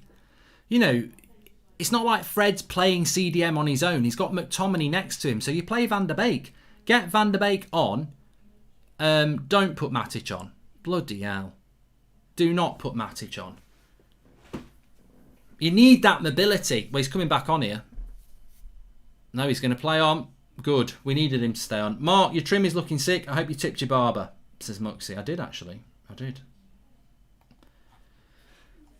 Nearly 40,000 watching. Thanks, everyone, for tuning in. Good start. Good first 15 minutes from United, this. Has it been a good start from City? Not really, but you've got to take the positives from that, from United's point of view, that we've stopped them, and we're not playing deep. We are looking to get after them, and you know, typical sort of United really when they've had a bad result. You know, responding. Laporte having the side effects of you. If you know, you know. Says Monkey. Luffy, and at half time get Van der Beek on. He brings Matic on. We're dead in midfield, says Tom. I'm just hoping Fred... Well, keep your eye on Fred, because if we lose him, he's. I mean, for me, he's a massively important player for United. His energy and his low sense of gravity and his ability to get in and about Man City, who are obviously a good footballing side. I think Fred's absolutely crucial. It looks like he's going to be okay. Looks like Fred's going to be okay, which is good. We don't want to lose Fred in a game like this. Goes for a goal kick. Maguire's had a good start, says Alanandra. I think everybody's had a good start so far. This is the thing, isn't it? It's not... Everybody in that United shirt has played well in games, and everybody's got the capability of playing well in games. And I said this last night. I wouldn't be surprised if we're giving Harry Maguire and Victor Lindelof 7 or 8 out of 10 in the player ratings tonight. It's not that they play badly every game. It's just that consistently they don't play as well as they can do. I'm not changing the team because Fred's not come off. I tell you what, there's a lot of pissing about at the back with United. We're trying to play out from the back, and oh, what a little ball that is by Bruno. Woo! How do you like your toast? Brilliant. Brilliant little flick by Bruno. Quality. Absolute quality. But United have lost the ball, typically. Trying to hit a longer ball. Of course, we've got Martial on the bench. Congratulations on 921,000, says Sulky, on the road to 1 million. Thanks, mate. Please subscribe if you're new, bottom right-hand corner.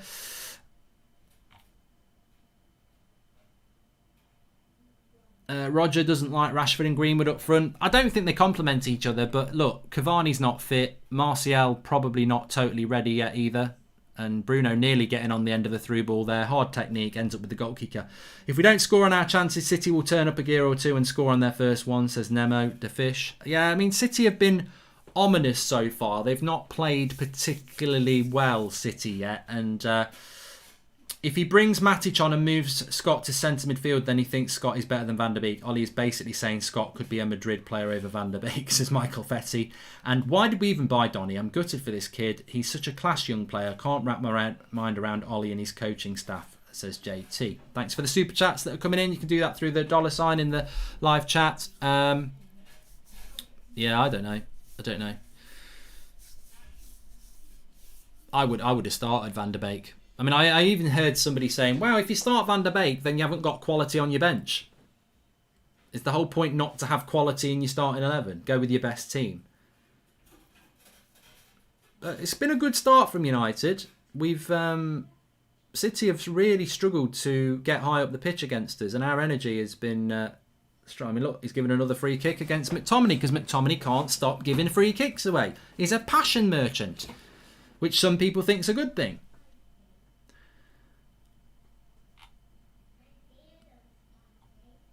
Welcome to the Members Club, Sam. Thank you very much for joining. Here comes Rodri. Back with... We are the one thing I do like about how we've played so far is a lot of energy in the team, and we're closing a lot of gaps. And, you know, City love to pass out, but at the moment, our press has actually been impressive, which is a rarity. Mark, if you were Donny, would you have picked between Juve, United and Madrid? Well, I think he chose United because United was the only offer, wasn't it? Juventus didn't have the money and Real Madrid didn't have the money, so he chose United. How do I get one of your Christmas jumpers that says Merry Christmas, you Pratt? United looking good at the start here, says Jack Oliver. It's in the link of some videos, but I don't think you'd get it for Christmas now, mate, to be honest with you. It's only 2 weeks. I don't think we can guarantee the shipping times, which is why we're not promoting it anymore. But you can get them. They're available. Nice switch of the play there. Greenwood right over in the right back position. Lovely play by Cancelo. Into Sterling. Wan-Bissaka does normally pocket Sterling, of course. He didn't that time. There's a good block there. I don't know whether it was Maguire or Lindelof, but Sterling put Wan-Bissaka on his arse here. Played a 1-2 with De Bruyne. Oh, Wan-Bissaka, that was really poor. It's a good block by Harry Maguire, actually, because he skipped past Lindelof. But Wan-Bissaka slid in and he made himself look really stupid. Really, really stupid there. But good block. Could have been a chance. I'm not going to say that Wan-Bissaka normally pockets Sterling again, because instantly he put him on his backside. How do I have done that one? Okay. And yeah, he shouldn't have slid in there, Wan-Bissaka.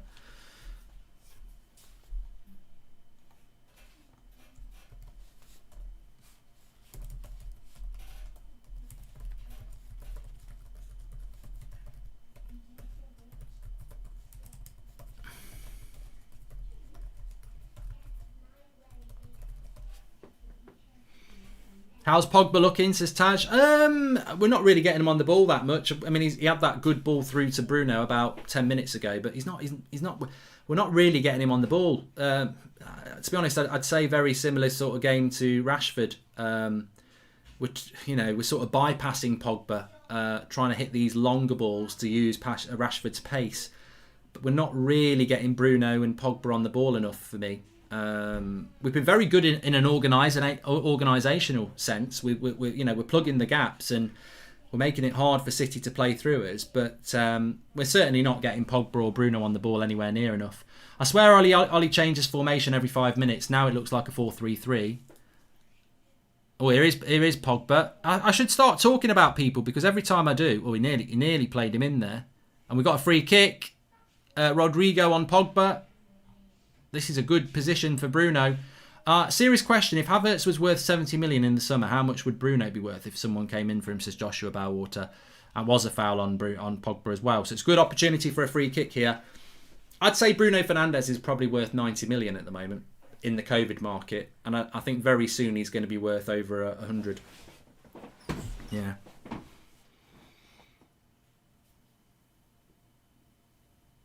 So Bruno's on the free kick.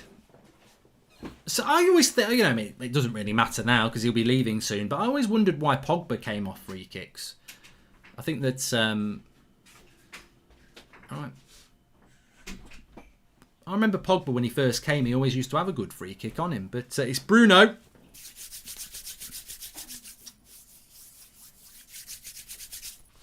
If you know, you know. If this was on FIFA, this is going in the top corner. Me and Bruno, the dream team. Nice into the wall. McTominay. What? Why is Scott McTominay not taking that on them? Why is he? Am I missing something here? The ball bounces to McTominay next to the 6-yard box, and he lets it go for a bloody corner. What? Am I missing something there? Like, it's bouncing towards him on the edge of the 6-yard box. He could head it towards goal. He could take a touch. Why did he let it go for a corner? I don't get that. Trust your touch, Scott. I mean, bloody hell, that was such a good position to be in. I don't know what he was doing there. I mean, we'll probably score from the corner now, but to me, I don't know why he didn't do that. Headed away by City. It just looked really weird. He just obviously didn't fancy the touch.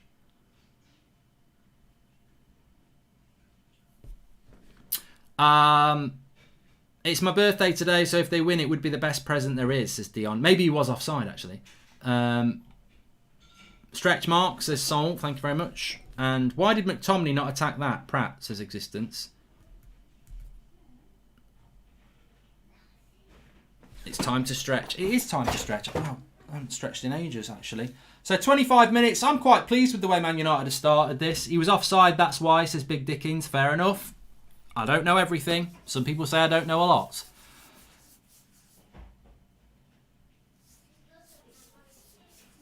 But yeah, I think United have started off quite well in this game. Not getting too carried away. Raheem Sterling up against Maguire. Maguire reads that quite well. See, Maguire's obviously on it today, isn't he? He's focused. He's got to be focused against Sheffield United and Leeds and Everton and Leicester, though. It's very easy to come back from a disappointing result and be focused because you've taken a bit of criticism. Oh, lovely ball in there, and Sterling puts it over the... No, it's Jesus, actually. Who hits this pass? It's a lovely ball. Mahrez. Lovely ball into Jesus. He's ahead of Wan-Bissaka. That was... I don't know whether that's good defending or... Well, could have been 1-0 Man City there. He just didn't catch hold of it. Got to be careful. Got to be careful. 25 minutes gone. You can't take your eyes off it, though. It's a good game. Really good game.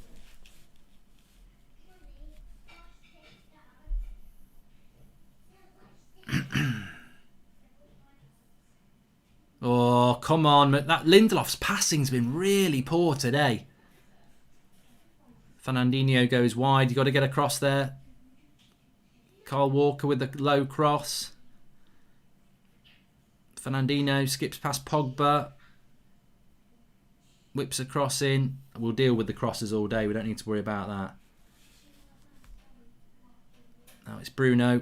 Oh, Rodri wins that. It's got the power. Oh, McTominay. Bloody hell. Be careful, mate. Calm down. He's not going to book him, I don't think.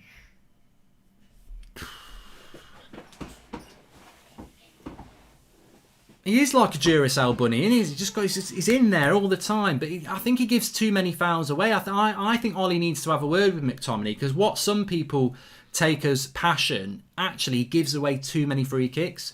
No way the biggest club in England should be treated like that by any player. Pogba should be nowhere near the team, says Big Dickens. And Smurf says he couldn't have been offside. The ball came off the wall. He just doesn't have the confidence in his already terrible touch. Cross comes in. And De Gea gets hold of it.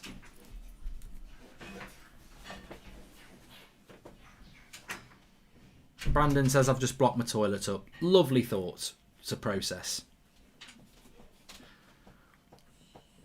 2 weeks today, it's Boxing Day. 2 weeks today, we're playing Leicester at lunchtime.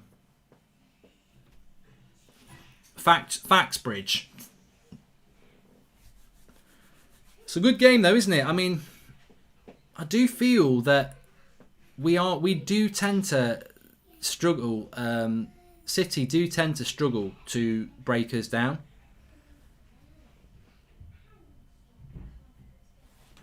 Pigs in blankets. Brandon the bog blocker.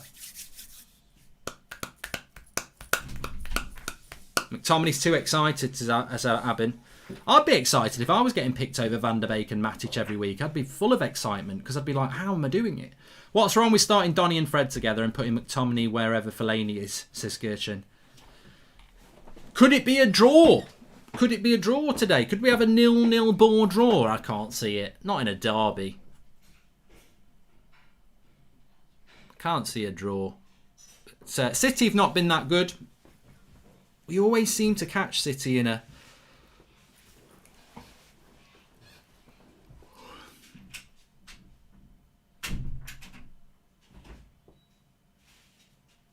It's pronounced Jesus. I don't care. He doesn't play for us. Cheeky Carl says Manchester United. Do you have a TV licence? Says Uber Melon. Please subscribe to the channel if you're new. Bottom right hand corner, by the way. Get involved with the United Stand. You can do your player ratings in the second half. We've got my match reaction straight after the game. We've got the fan forum reflection, KG as well. Where was this energy against Leipzig, says DBX? And I think that's a good point. I'm going to talk about that in the match reaction. I like to have a few notes, actually. And we just approached that game totally wrong. If we'd approached the Leipzig game like this, we may still have lost, but we would have given ourselves a much better chance of going through. Playing a back seven against Leipzig when you can play like this. And of course, we didn't have Fred, so you've got to be careful about that. But I wouldn't be too worried about how quiet Pogba and Bruno have been, by the way, because lovely play by United here. Here's Greenwood. Play that ball. It's Bruno, actually. Oh, I would have put money on Bruno getting that through there. Lovely little play from United. Now De Bruyne, Rashford, Pogba. No.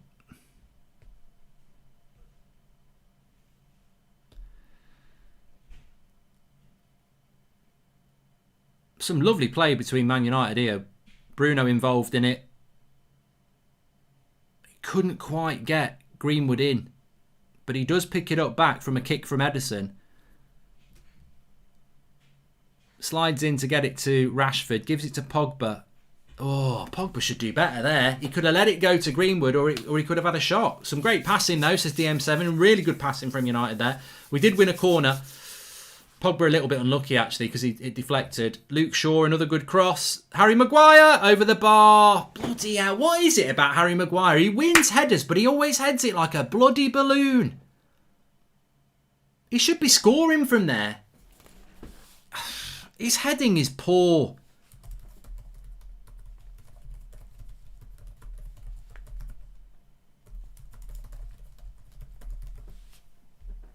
He should score that. I know people will say, oh, it's close. We paid £80 million for somebody who's brilliant with their head. He wins the header and heads it over the bar. He's got to score. Too many headers he wins in the box and he doesn't get them on target. If it's me or you, or it's Pogba, or it's Bruno, you'd say, oh, they've done quite well there. But that's his finishing move, headers. Like, he should be getting that on target. It's on his head. Bruno, I tell you what, Luke Shaw's corners have been very good, though. It's going to be a threat if we can win some more of those. And we've definitely had the better of the first half. Don't care what anyone says. Man City have struggled to make things happen in this game. Nice by Fred and Bruno. I'll go for a throw-in.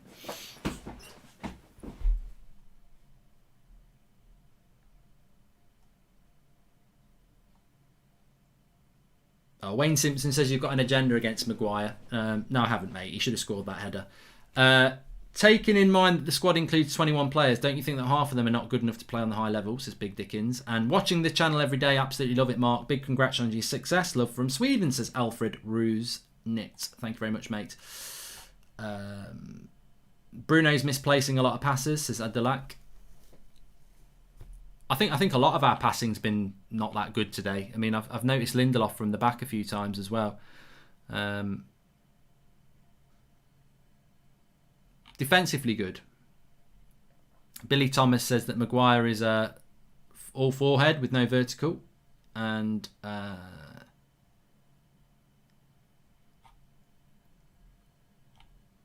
good pressing from United. It's giving City problems as existence.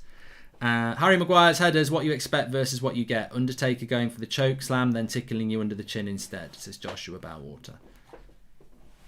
I wonder if it might just all be a confidence issue. Maybe my expectations of Harry Maguire are a little bit higher, but I thought that when he's played for England and Leicester, I always, he seemed to score a lot. I mean, maybe I'm getting it wrong. I just felt that he was more of a threat from corners when he was at Leicester, and than he is for United. He wins a lot of headers, but he doesn't seem to be able to get them on target. He never gets really much. He doesn't really seem to get much power or direction on his headers. It's almost like it hits his head. Shaw's playing well, says Ninja Smurf United. I don't think there's a bad performance from United on the pitch at the moment. If I'm honest, I think we're doing good.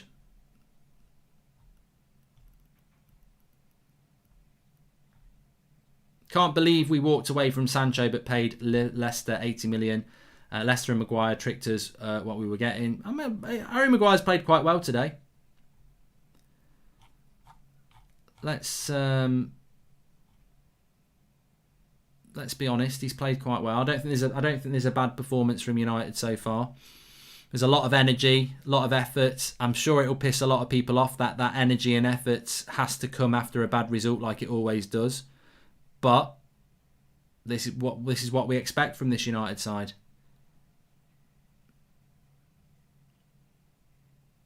Well played by Stones there, and Cancelo does really well. Oh, watch out, Jesus. Oh my God, what a ball by De Bruyne. What a save by De Gea and over the bar. Bloody hell, that assist by De Bruyne there would have been amazing. He literally flicked it through the legs of Luke Shaw. Mahrez is in. He's got time. It's a lovely break by Man City. There's not a lot you can say about the defence here. Fred's lost De Bruyne, but look at the first time pass. Oh, what a ball. And De Gea does really well with his feet and the players get back. Good save by De Gea. But the pass by De Bruyne to get Mahrez in, I feared the worst there. And everybody's playing well for United though. That's you can't do anything about that. I mean, Luke Shaw's closing the gap. He's very, very close to De Bruyne and he slips it between his legs to get Mahrez away. I would have applauded. Well, I wouldn't have applauded it, of course, but I applaud the pass. Bruno is playing off the right and Pogba in the cam roll, says Peter Lido. No, Pogba's very much playing off the left. Very much so. Defensive headers are different to offensive headers. He needs to practice the latter, says Uber Melon.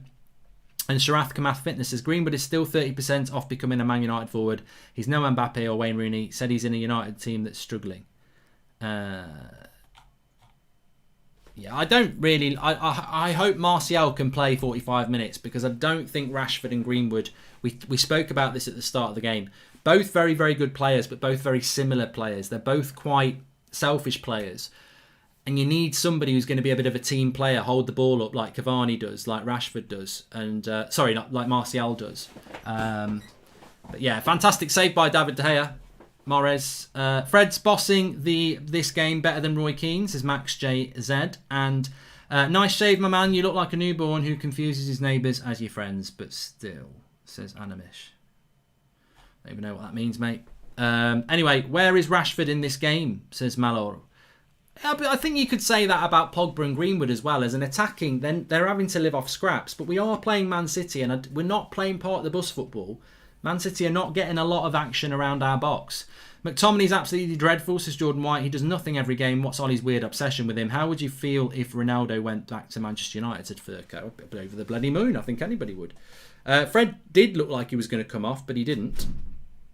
36 minutes gone.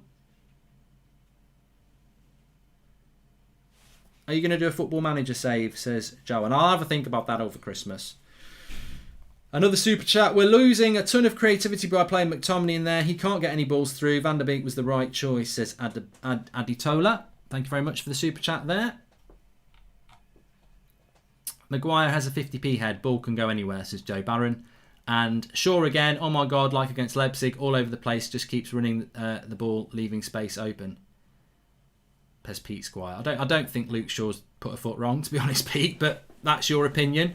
I just thought that was Luke Shaw's got to cover the space there. Otherwise, Kevin De Bruyne gets a shot off. He's got to go to Kevin De Bruyne, and Kevin De Bruyne plays a lovely little ball through his legs. I don't think Luke Shaw's done anything wrong there, but each to your own. Everyone's got an opinion. Here's Bruno. Nice little ball into Greenwood. Finds Pogba. Out to Wan-Bissaka. And it's a... Okay, now, what is that by Wan-Bissaka? It's gone for a throw-in, though.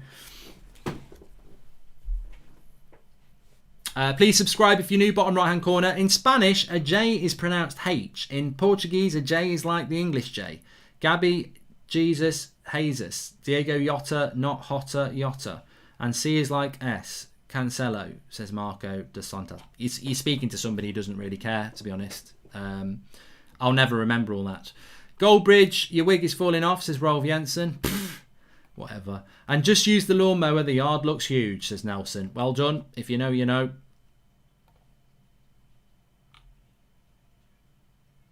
7 minutes to half time. Good half from United. We've not really had a clear-cut chance, to be fair. I think if you look at the good chances in the game, Man City with Mahrez, Jesus also, good overlap here by Luke Shaw with Bruno. They've probably had the 2 best chances of the half. I don't think that's because, well, it's not because they're playing better. I just think United haven't had that opportunity yet. But we've got another corner here. Corners have been a threat. You know, McTominay nearly slid in early days to get a goal. Luke Shaw, it's from the right-hand side this time, and you'd expect a better ball to come in from Bruno. I can't stand seeing Pogba on the pitch after what he said. I'd rather fist myself on OnlyFans than see him in a United kit, says Panam. Yeah, I might be a little bit far. From this half, Ollie deserves a new 4-year deal, says Max. Wait a minute, mate. We might not go in front. Over the bar from Lindelof. Front post header.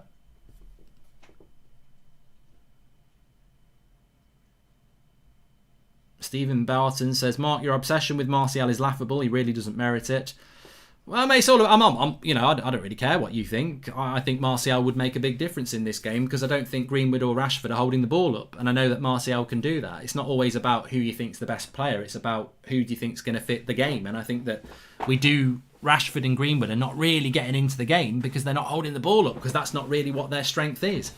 Sorry, bro, Shaw just looks a bit rusty, says Pete Squire. Shaw doesn't get enough praise. One, if not the most consistent players we have. You can buy better, but every top team needs a non-luxury 7 out of 10 player, says Sam Rahan.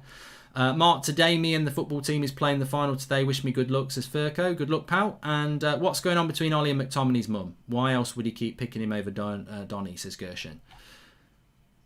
And...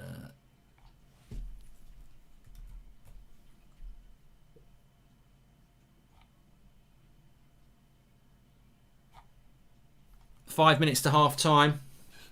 It's been a good half, hasn't it? It's gone very, very, very, very quick, really. And I think the only thing you'd want is a United goal for the half that we've had. But if we can keep it, well, look, all I'd be saying at half time is, if I was Ollie, is just keep this intensity and keep this pressure up, because they're really struggling to break us down, and the first goal is going to be key. All this work we've put in will matter not if they are to get the first goal. So we've got to keep that work and intensity going, because the only thing I would say if I was being harsh is that for all the good performance we've had in this half, we've not created anything, and they've had the 2 best chances. So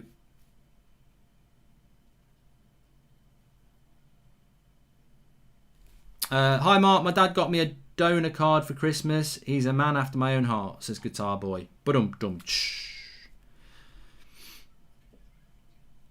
Yeah, I think we do need to create a little bit more. We've played well, but we've not really created that clear-cut chance yet.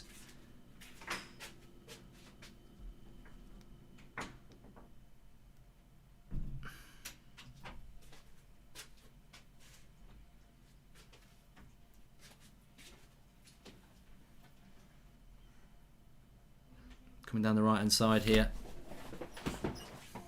Harry Maguire is a massive liability, says Barry O'Kelly. I think he's doing. I think we've done okay so far, and I think the reason we've done okay is the midfield. The midfield has closed a lot of gaps. They've not. How much of the ball have Manchester City had in the final third? Not a lot, and because of that, our centre backs haven't really had to be concerned about the ball over the top. What do you think of difference of Luke Shaw and Alex Telles play this season, says Manchester United 99? Do you know what? I would have picked Luke Shaw tonight. I don't know what everybody else thinks, but I would have picked Luke Shaw tonight because I know defensively you can trust Luke Shaw. I think with Telles, a fantastic attacking fullback that we've not really let attack yet. Carragher and Pogba is the most overrated player he's ever seen. Would you agree? Hold on. Greenwood. Oh, what a block. Got it onto his left foot. Good block. No, Kendall, I don't agree with that. I think Carragher's probably got it in for Pogba like some people do. I don't think he's overrated. I think he's been inconsistent. And I think the way that he's treated the club's been terrible. But I think he's a very good player. Keep an eye on Fred's passing. He's been improving, says Matt Ike. Hey Mark, it's Connor from California. Who's better than Carson? Do you remember me? Says Connor Sanchez.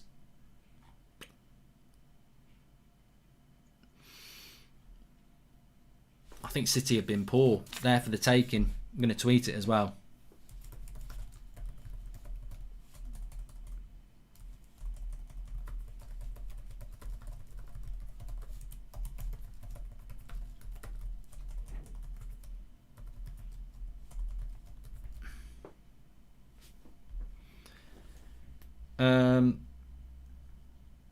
Tony scored his last 3 starts versus City, says A. Keep an eye on Fred's passing, as Matt said. There's no way McTominay's going to come on. There's no way Scott McTominay's going to come off. And a lot of people are saying, what does he do that Van der Beek doesn't do? There's just absolutely no way he will take him off. He loves him. He never takes him off, and he always starts him. So I think Pogba is the best playmaker and second best player in the squad after Bruno, and that's why he's starting. Do you agree? Be honest. Says why though? No, mate. Look, I wouldn't have started Pogba, and a lot of you wouldn't have started Pogba, but it's nothing to do with ability. It's because of what he did on Monday night through his agent, and the fact that since then he hasn't even apologised for it. That's why people wouldn't pick him. He's definitely one of the best players in the squad. I mean, you have to attach on his day, but of course he is. He's not a bad player. That's not the reason.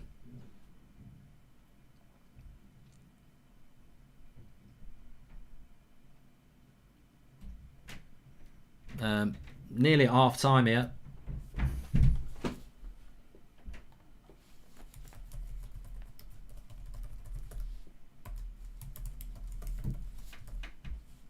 Sterling, heavy touch. Luke Shaw, good tackle.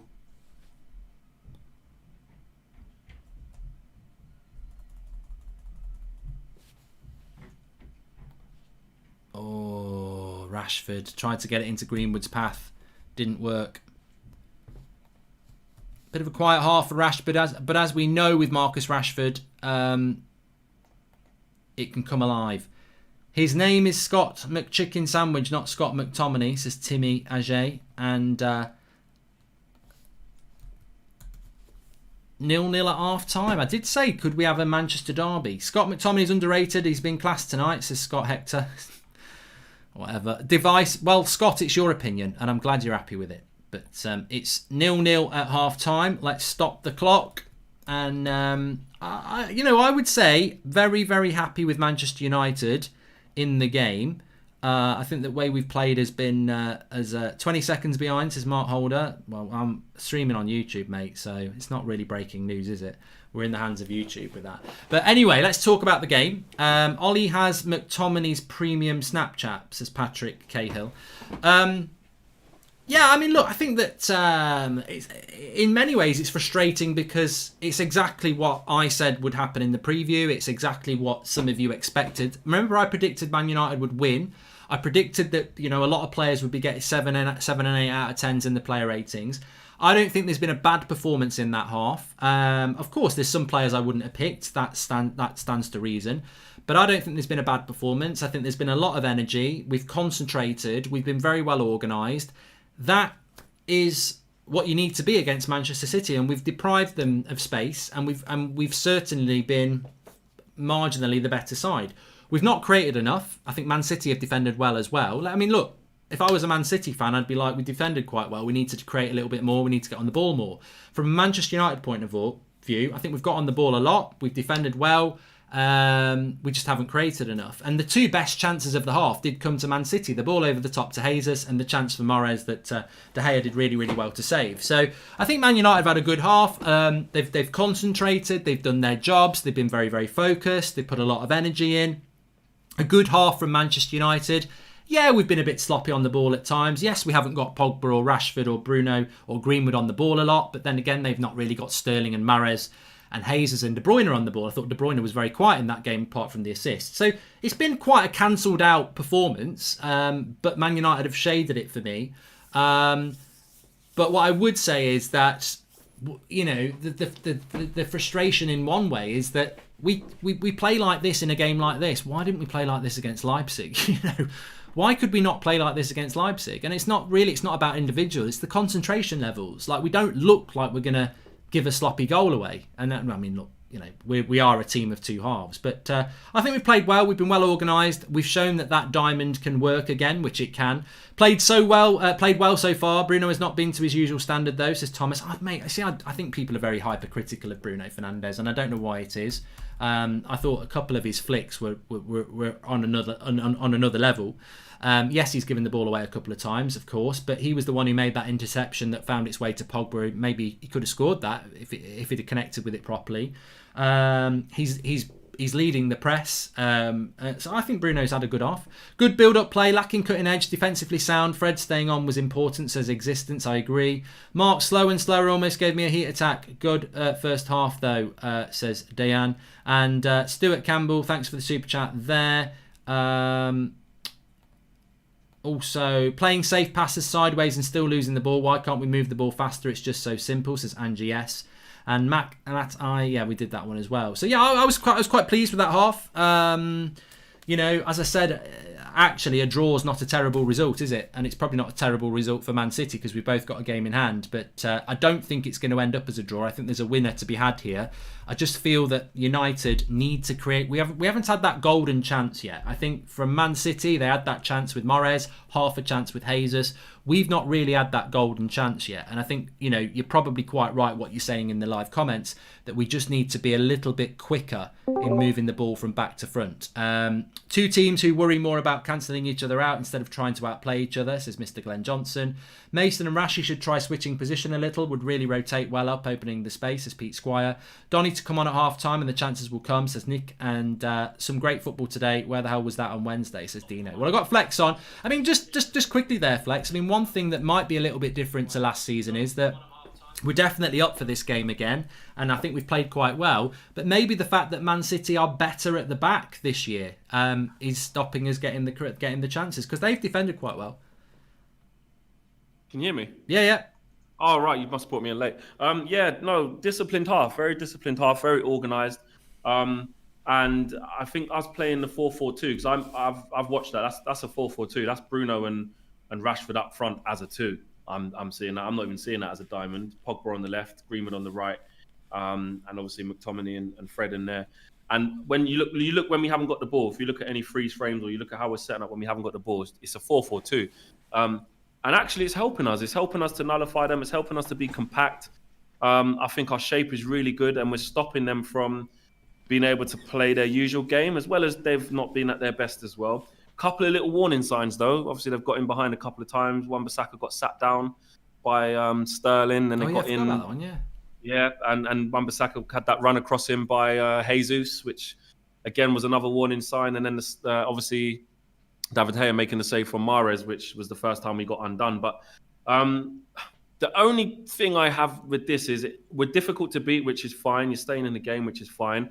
And you did touch on it there. Why don't we play like that against Leipzig? Just be difficult to beat. We're not expansive and we're not open. So we're giving ourselves a platform to go play off. You can talk about an inquest 6 months later to sort of say, I don't want to keep playing like this in 3-4 months. But, you know, for this kind of game, fine. But playing like this, I don't think we're going to get too many chances. So we will have to be really, really clinical. But I think the players have concentrated, and you're right. We don't look like giving away a really stupid goal at the moment. And I think that is because we're playing a 4-4-2. Some people calling it a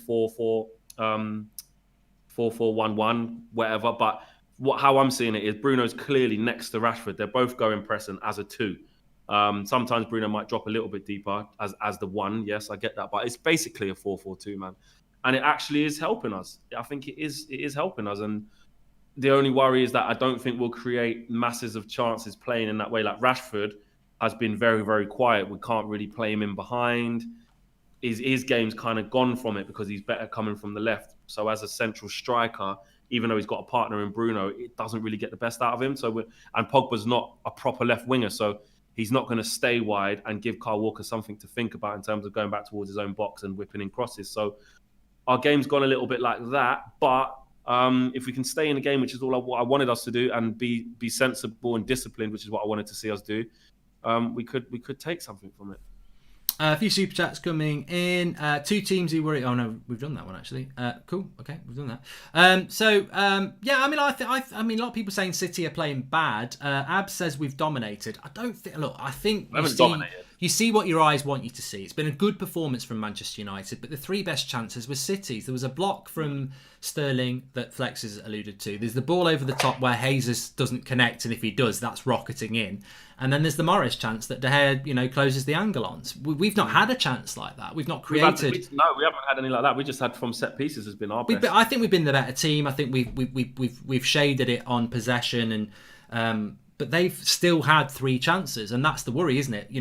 We have been way more possession than us, didn't they? Well, I feel that we were the better team in that half, but we haven't created anything. And Pep doesn't need to win this game. He'll want to win it, but he'll be like, well, if I get a draw, whatever. We can go somewhere under Ollie, says Nikolai. And Nathan Ake would have been a quality signing to play with Maguire, says Mark Holder. But look, I think that it's interesting because, I mean, look, I think Bruno has given the ball away a couple of times and he's also played a good couple of flicks. I don't think we've got the ball to him enough. But then again, I think De Bruyne has been quiet for them as well. I don't think Rashford and Pogba and Green would have had anywhere near enough of the ball. No, and I think that's the shape as well. That's what I mean. And I don't think Jesus and Sterling and Morris have had a lot of the ball. So you think, where's the ball? And I think both teams have actually cancelled each other out a lot. 100%. And I think that's the sort of the game that we've had. Louis saying that Shaw's been good. I think their defence actually, if you won't have watched it as thinking that, but their defence has been good. I think their fullbacks have been good. I think our fullbacks have been good. I think the centre-backs of both teams haven't really been tested. They've been in control. So, yeah, it's a cancellation thing at the moment. Bruno, Christmas t-shirt looks class, says Pete Squire, thank you. Rashford's not a striker, says Ewan Black. And I think many people feel that about Rashford, but at the moment he has to be. It's my birthday in 10 minutes. There wouldn't be a better gift than a win against City, says Abhishek. Happy birthday in 10 minutes, mate. I'm happy we're playing so well. Frustrated we can't do this all the time. Confused overall about this team, says Brandon. And I'm happy with the half. Greenwood coming in to help Wan-Bissaka, which is helping our shape. Bruno and Pogba will be key next half. McTominay and Fred are doing well, says Akash. And yeah, I mean, look, normally we're talking at half time. We're 2-0 down. We're 1-0 down. We're talking about substitutions. I mean, how do you feel that the second half will go? He will make substitutions. I would like to see Martial come on because we know that Martial's a player that can hold the ball up, and I don't think Greenwood and Rashford actually complement each other that well. Yeah, that's the most obvious one. Is Rashford for is Martial for one of the strikers, or it could be that McTominay or Fred go off, and then you might put Pogba in there as a two, and then put Rashford out on the left. You could bring Donny in. You could take Greenwood off and put Donny van de Beek on the right. You could. There's options. It's flexible. But I agree. I think it is a game for Martial to come into and maybe try and make that ball stick and try and get players in and around him and bouncing off him and stuff like that. I just think with playing like this, I don't see us getting a lot of chances at all. I've said it already, but I think it's when we do get that first goal's key, isn't it? Whoever gets the first goal in this game, because no one.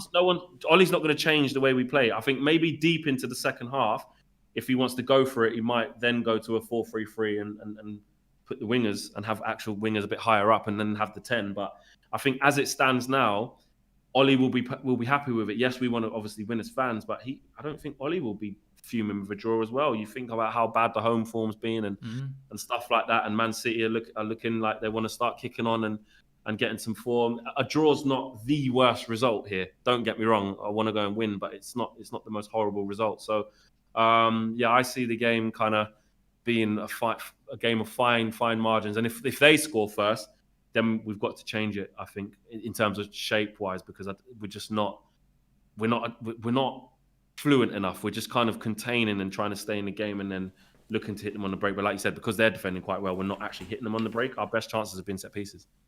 Stuart Campbell says, I love the channel. It's great. Would swap Rashford and Greenwood. Pogba's been great. He's been our best player, but been poor. Would love to get involved. And free Van der Bench. Why is Bruno playing on the right wing? Doesn't look comfortable as he does at 10. Great show as always, says Shavish. And right wing. I hope AJ bangs out Pulev and Tony comes on to score the winner. You're watching the fight later, Mark, says the mystery man. And two teams. Yeah, we've done that. Okay. Yeah, there is a big fight later, isn't there, actually? Yeah. I forgot about that. Second half, 1-0 to United, says D. I'd love it. I would love it if we can find a way of winning this game, because I think it's we need the points. We need a bit of positivity after what happened on Tuesday. My feeling is that it's such a tight game. It's one of those where it could go either way. And my worry is, and I think you've spoke about it, Flex, as well, is that, on one way you could say we've not had our big chance yet, and therefore if we get it, you've got to take it. But in another way, is that a worry that we haven't had our big chance and they still? I think City can play better. I think we need to create chances. I think we played well in the first half, but Yashil says he's falling asleep. I think it is one of those games that if you're a United fan or you're a City fan, you can't take your eyes off it because it's a derby and it's just very, very close. I think if you are a Liverpool fan or a Chelsea fan and you're watching it, you're like, this is boring as shit. But for us, it's interesting. Someone said we need to be more clinical. Where are the chances we're created? Well, we can't be more clinical today, Cool Post Bro. You're absolutely right. There's nothing happening out there. We're winning everything on corners, says Energy. That was a chance. Look, people say I've got a Maguire agenda. I don't have an agenda against Harry Maguire. I think he's playing well. He made that block on Sterling. I think he should have scored that header. I'm not saying I would have scored it. I'm not saying Pogba would have scored it, but that is his talent. And when he jumps and he's heading from 6 yards out on his forehead, and he's got the jump right, he's heading the ball right, for it to go over the bar, I think a player of his heading ability should be scoring. No, I'll be honest. When I saw it back, I didn't think he has to score that.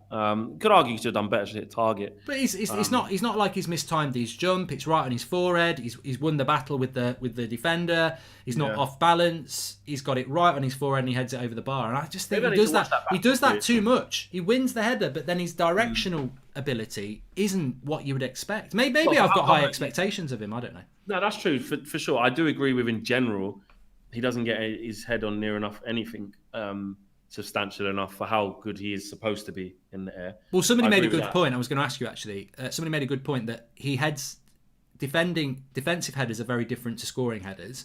Maguire's very good in the air, but is he very good at scoring goals with his head? Maybe he wins a lot of things and he heads, he gets his head on it rather than directing it. Yeah, he can just get there, but where it goes is a bit different. I mean, when he was at England, during that World Cup, I used to associate with him that kind of they dink it to the back stick, and he's the one who can kind of nod it back across for somebody else.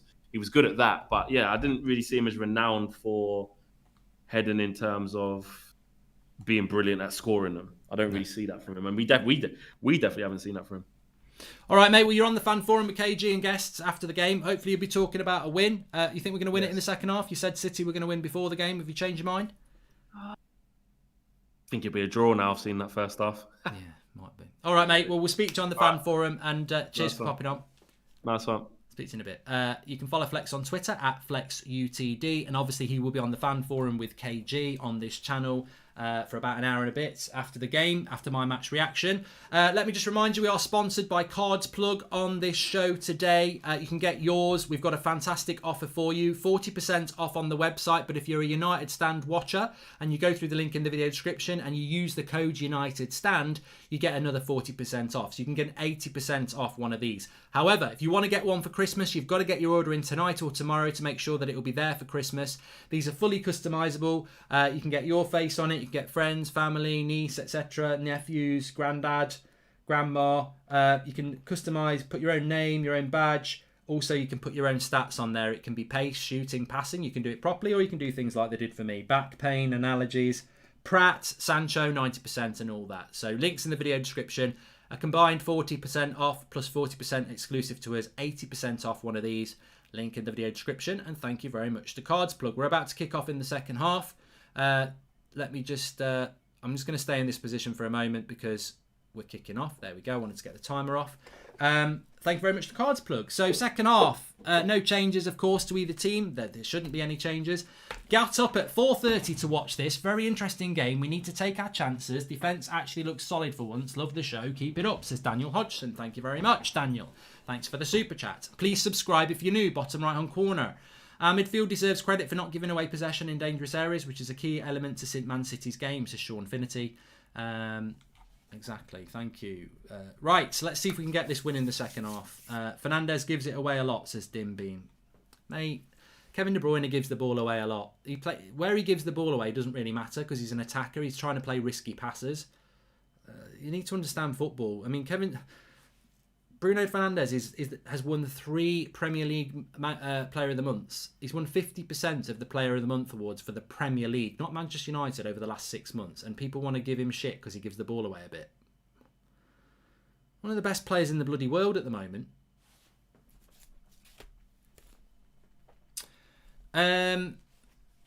How do I think it's going to go?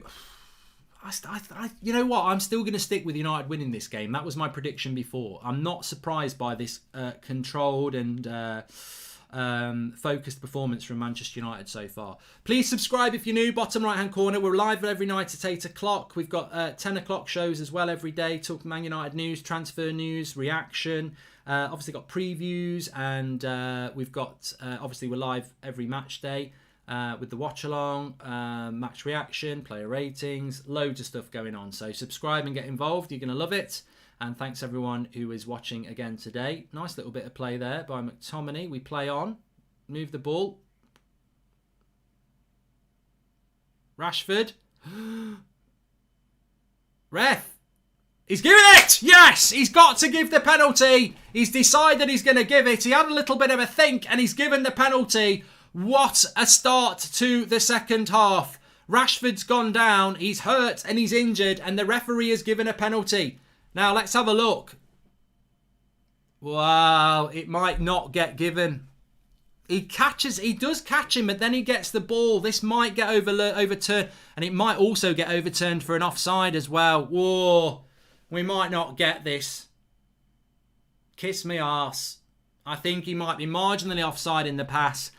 And I think Kyle Walker I think we might get the penalty. He might be marginally offside there. What a pass by Bruno Fernandes, by the way. Yeah, he's offside. He's miles offside. He's miles offside.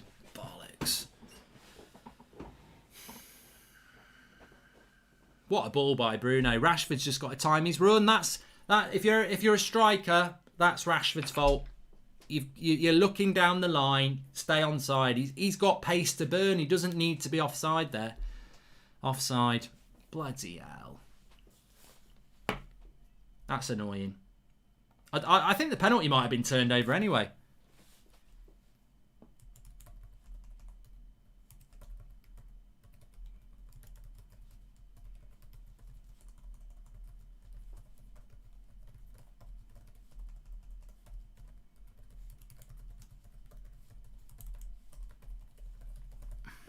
Lovely ball by Bruno Fernandes, though. Disappointing, that. Fernandes doesn't get his goal. I'll tell you what, though. It was good play by Scott McTominay, wasn't it?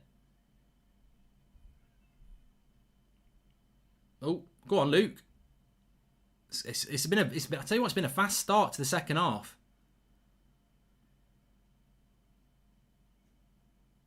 Very good start to the second half. Hi, Mark. We look good in this match. I hope we can find a win. We should have played Donny rather than McTominay. Happy Christmas to you, all of your family, and to all the United Stand community. Have fun, but be safe, says Mohammed Idris. Lovely little comment there. Yeah, I think we've played well this game. A bit unlucky there not to get the penalty, but I don't know whether he would have given the penalty, you know. What's a nice ball there. Man City on the attack. I don't think Man City have looked much of a threat. Shut up. Just shut up. Like, they have had a good couple of chances, but they've not...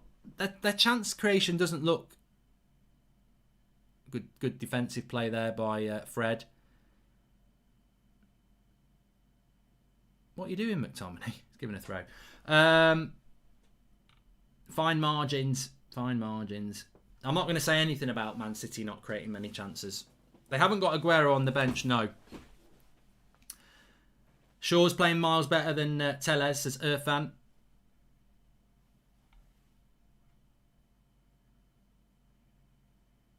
God, I can't believe how many Arsenal fans there are in the live comments celebrating that we didn't get a penalty. Whether we get a penalty or not, whether we lose or not, you are 15th tonight, so less of that and more focusing on how shit you are. Corner to City. I would not expect Manchester United to be conceding from a corner because we've got so much, and we haven't throw in.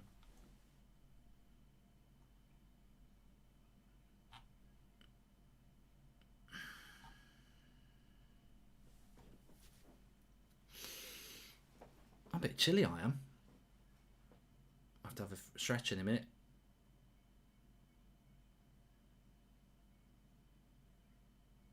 I'll tell you what, McTominay in the second half, he's made a good couple of runs from the midfield, which opens the game up. It's obviously a tactical thing.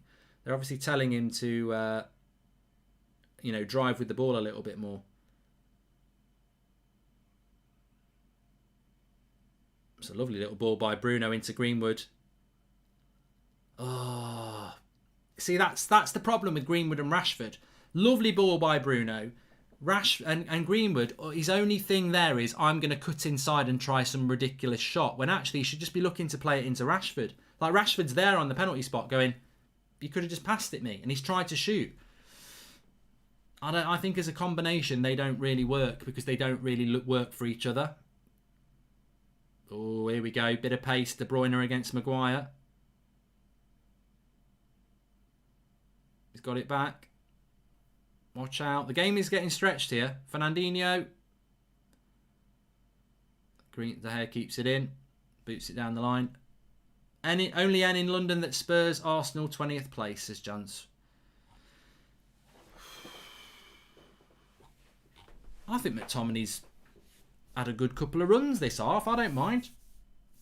A lot of people saying he's championship class. I mean, look, I don't think he's ever going to be the quality that we need, but I do think he's got value as a bench player. I mean, the problem is he starts games, doesn't he? But I don't think he's totally terrible. He's made a good tackle there. I think he's had a good start to the second half, McTominay, to be fair. Rashford's in down the left-hand side. Good ball by Pogba. Oh, Rashford, take a touch, mate. Don't go with your left foot there. Good ball by Fred. Into Pogba. That's exactly the sort of place that Pogba wants to be playing that ball into Rashford, but it's a poor shot by Rashford on his left foot. Why is Pogba and not Van der Beek, says Vinbarar. And we've got Martial on the bench. I think Martial could play a big part in this game. If we can keep it 0-0, I think it's set up for Tony. Tony for Greenwood. I like Rashford and Martial as a two. United have started off with a lot of energy in this second half. Make sure you subscribe to the channel if you're new, bottom right hand corner. We will have the player ratings for you to vote on at some point during the second half, probably about 20 minutes time. You can vote for each player out of 10, 6 being average, and then when I do my match reaction, we'll do the player ratings. I give mine, and then it'll flash yours up and aggregate them. So it's normally good gauge that. I think it's the best player ratings. Manchester United, the best Manchester United player rating system in the world, because it's voted for by thousands and thousands of United fans instead of just one journalist or whatever. Getting tired. Wake me up, United. No, 6 is always average in football, David Lee. If you don't know that, then you've not been watching football for a long time. I don't know why it is, but 6 has always been the average score out of 10 in football. For decades, it's always been 6. I don't know why it's not 5, but it's always been 6. Get Martial on. The two up front have no composure. It's head down and go, says Ninja Smurf United. I suppose it just depends how much Martial can play. How many minutes he's got in his legs.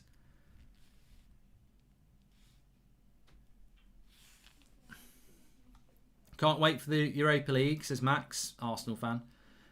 Zane, come on Pepe, we beat Ollie. How can you not win? Sorry, Pep, says Zane Miassi. And it's between Van der Beek and McTominay. Who do you think here is more of a cutie pie and why, says Panam? Got no comments to make on that one. 10 minutes of the half gone. Very much like the first half. A little bit more from United. A couple of, Rashford nearly getting a penalty and then a shot off his left foot. And he's won it here. Still got it. United, let's be honest. United are in this game. I think anybody watching this, United are in this game. And if we'd played the back five with the two holding midfielders, it would have been a very, very different game. We'd have seen Man City parked in our half. And I, for one, have really, I like the way that we've played today. It's been far more progressive. We've seen a lot more of the ball in the Man City half. So for me, it's good. I like it. Pogba and Stoke player off. Bring on Van der Beek and Martial, says Vin Barra. And Ollie's better than Fergie, says Jenny Taylor. I mean, the one thing I would say is I'm going to have a stretch as well, Eric. You're right. One thing I would say is that I think Man City have defended well as well. I think we've been the better team slightly, but I think Man City's defence looks a lot stronger. I said that at half time. If this was last season, I think we might have had a couple of good chances because their defence, their centre-backs last season were awful. But Man City haven't conceded many goals this season. If you take away the Leicester game, they've not conceded many goals at all. And they're scoring less goals as well. But we've scored more goals than Man City this season, having played the same amount of games. So they seem to be more compact, City. And, the longer this goes, the more both teams will probably think a draw is not a terrible result. Hi, Mark. As much as we can be upset about bottling our place in the Champions League, at least we're still in the Europa, unlike Inter, who got last place, as Aman. And 1 + 10 = 2, 5.5, and they round it up to 6. That's why 6 is average, says Franco Riva. There you go.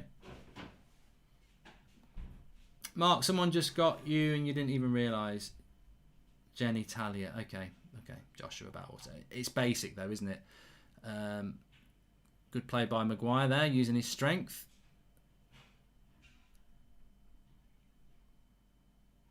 And it's a throw to United.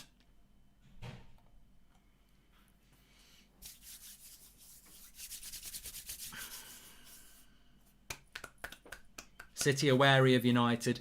Look, whatever you think... Oh, Fred's been robbed by De Bruyne there. Whatever you think about Pep Guardiola, and look, he's a good coach, he ain't going to be stupid, is he? He lost 6 points to United last season, and therefore progression is going to be not losing 6 points against us, isn't it? So he's not going to just leave it as open as last year. With the way Greenwood has been defending, Dan James is hopeless, says Sam. I need to be just a little bit careful here. Mahrez to Kyle Walker. And McTominay clears it. No, Rodri's got it.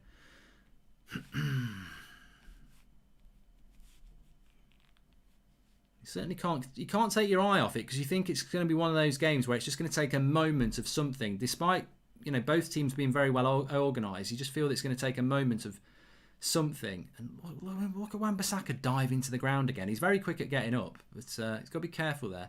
Fernandinho shoots just wide. Careful, United. Please subscribe if you're new. We're only 150 away from 922,000. Bottom right hand corner to do that. Thank you, everybody. Please subscribe if you are new. Get involved with the channel. Not a bad shot from Fernandinho, but De Gea is never really concerned about that.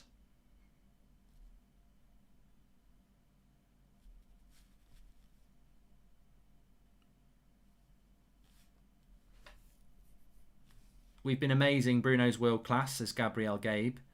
And with the way Greenwood has been defending, Dan James is hopeless. I don't know what that one's all about, actually. I'm not sure.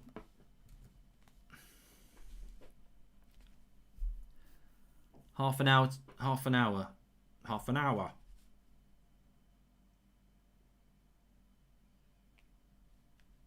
hour left. A third of the game left in this game. Plenty of time left in this game. Plenty of stories to be told. I'm trying to build it out now. You see what I'm doing? Have a stretch.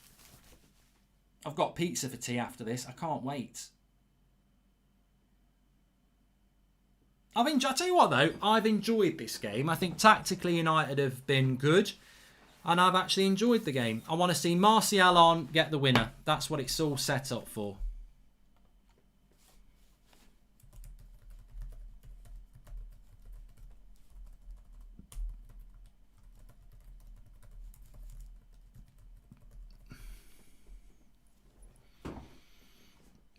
We desperately need Van der Beek in place of Pogba, someone to pace up our attack and make it more fluid, says Karen.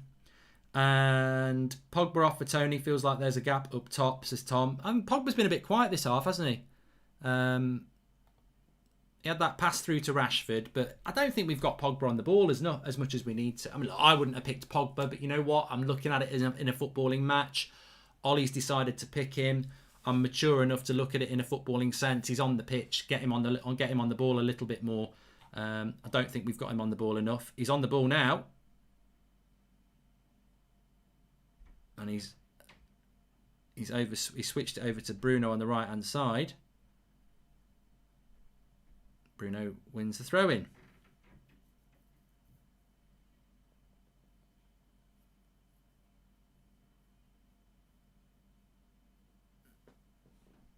Nice ball by Pogba, that. I think I need to talk about Pogba more because every time I talk about him, he tends to get on the ball. There was one in the first half as well. Our press is non-existent and our play out from the back is slow and sideways. It invites pressure from the other team. It's so annoying, says Steve Lebo.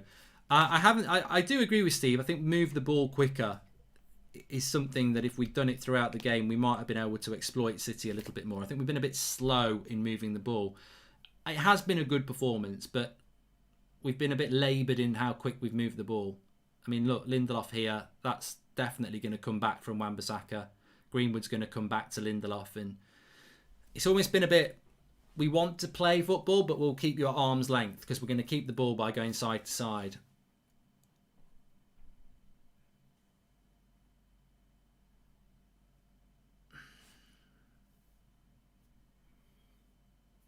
We're not parking the bus. I refute that. We're not parking the bus. We've been a bit unadventurous with the ball, which is why people like Pogba haven't got on the ball a lot and Rashford hasn't got on the ball a lot. But we've been side to side across the back four 3 times now. I'm getting bloody dizzy. We've gone from one side to the other 3 times.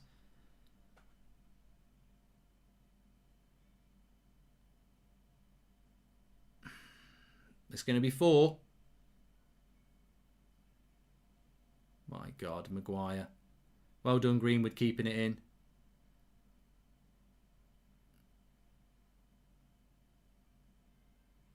Unlucky McTominay. Did well there, but Bruno's not going to get on the end of that.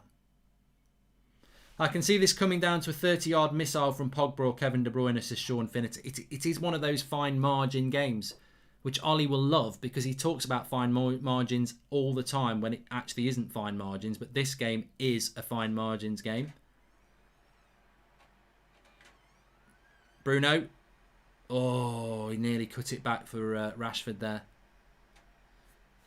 Of course, the more tired, Simply Recommended says it's got draw written all over it. The more tired teams get, the more mistakes will happen as well.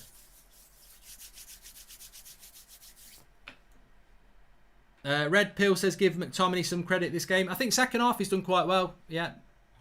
I think second half McTominay's been good. You know what? I'm even going to tweet it just so that the world can get it.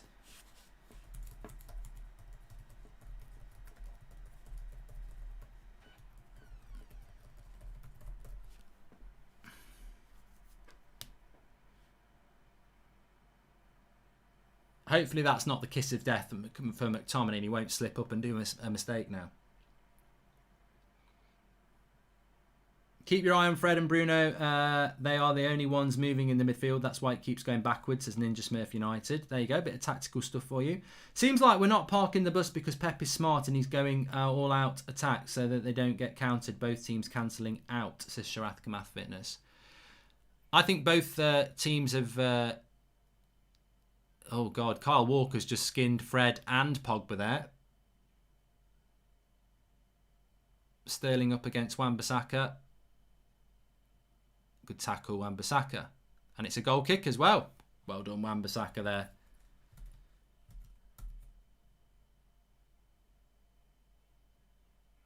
Alex Larby says, put your heating on. It's 18 degrees in the house. I don't actually need it on. I think I'm just cold because I'm sat down. So Mahrez is coming off after being pocketed by Luke Shaw. That's worth a tweet.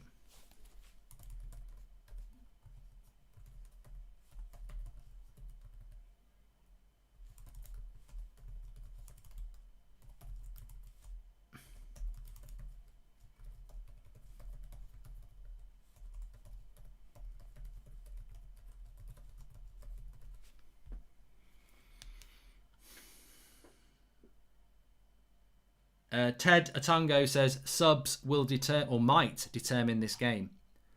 I think Martial could really determine this game. Sterling into De Bruyne. Well done, McTominay. It's got to concentrate. Keep those concentration levels up. We've played so well so far. Luke Shaw again. Look, brilliant play against... I don't know who that is. Is it Torres?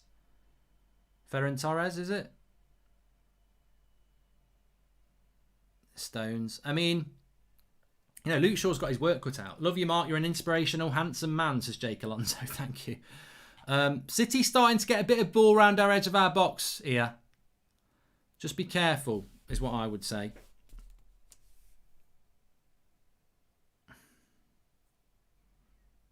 You know, we want to keep this game like it's been for the last 70 minutes. You know, that intensity, that sort of concentration. We don't want to start getting pushed back, and we're starting to get a little bit pushed back here.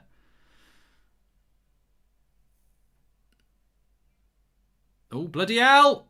Oh, good block, Maguire again from Kevin De Bruyne. They sprung the offside trap with Jesus there, and they passed it back to Wan-Bissaka. Kevin De Bruyne, and Maguire made the interception again. That could have been. This is it. We've got to push them up a little bit. We're starting to get penned in, and this is not what you want to do against Man City, because they'll do their little passes and they'll find ways through. We've got to push them out. I don't know what's gone wrong in the last 5 minutes, but we're playing very deep, and we've not been like this all game. I don't know whether it's Pep going for it a little bit, United getting tired a little bit. Good interception, Pogba. Move it quick.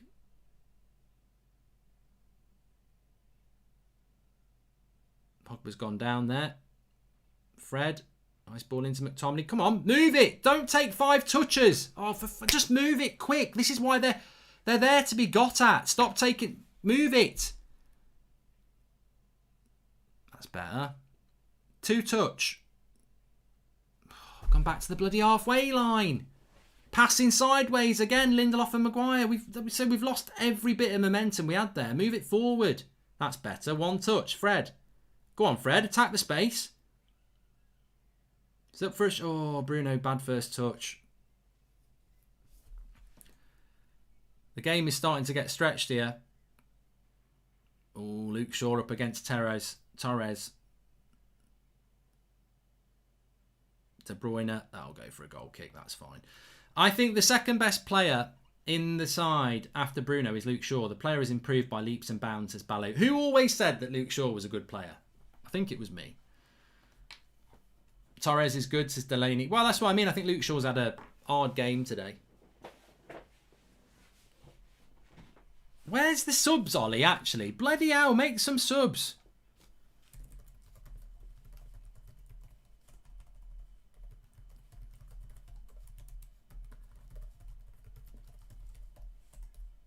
Get bloody Anthony Martial on now.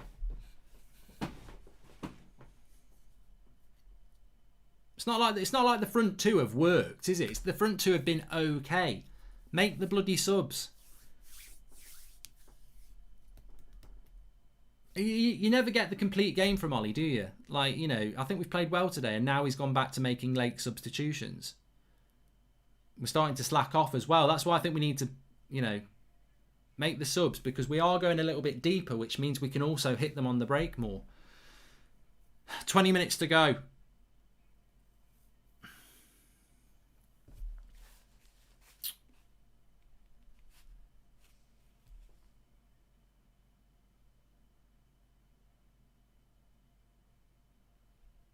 Please subscribe if you're new. We're 20 subscribers away from 922,000. So thanks for everyone getting involved. Please subscribe if you're new, bottom right-hand corner.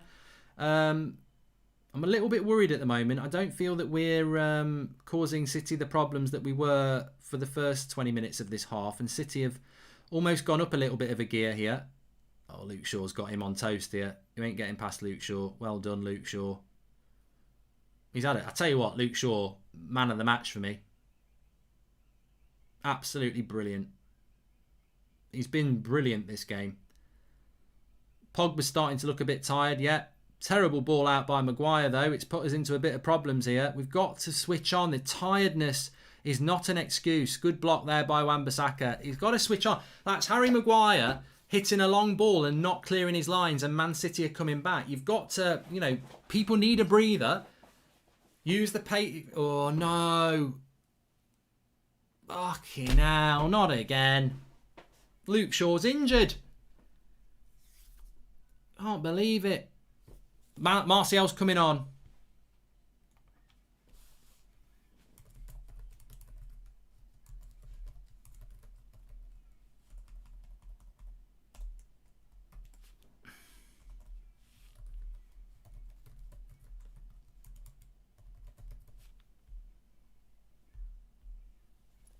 Corner for Man City, headed away by Bruno.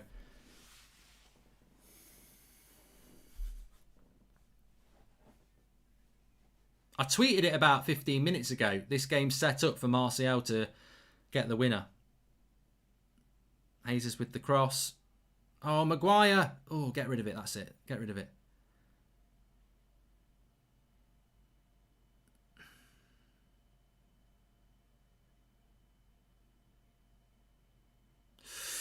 Fred's been a bit sloppy this half. This game has all the hallmarks of a spectacular or controversial moment, says Brenton Lalou. And watch Ali bring on Tellez and Matic for Bruno and Shaw at 80 minutes, says Vinbara. I think Wan-Bissaka is also a contender for man of the match. Let's get Tony on, and I'd love to see Van der Beek come on, but doesn't seem like it won't happen. Come on, says Sam Allen.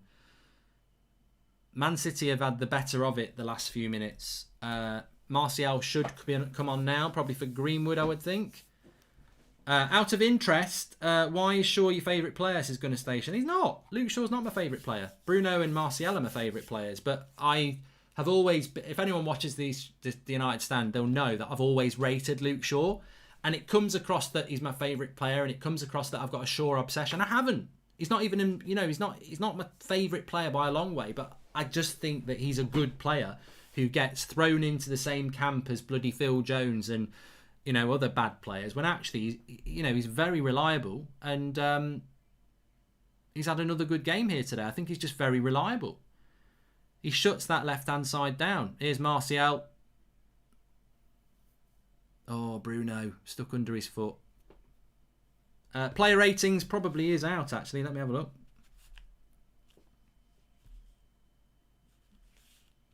Yeah, it's on the unitedstand.com if you want to start doing them. I mean, we've still got 15 minutes to go, so it might be a little bit early to do them. But if you want to do them, you can do. Let me just make sure it's up. That's what she said.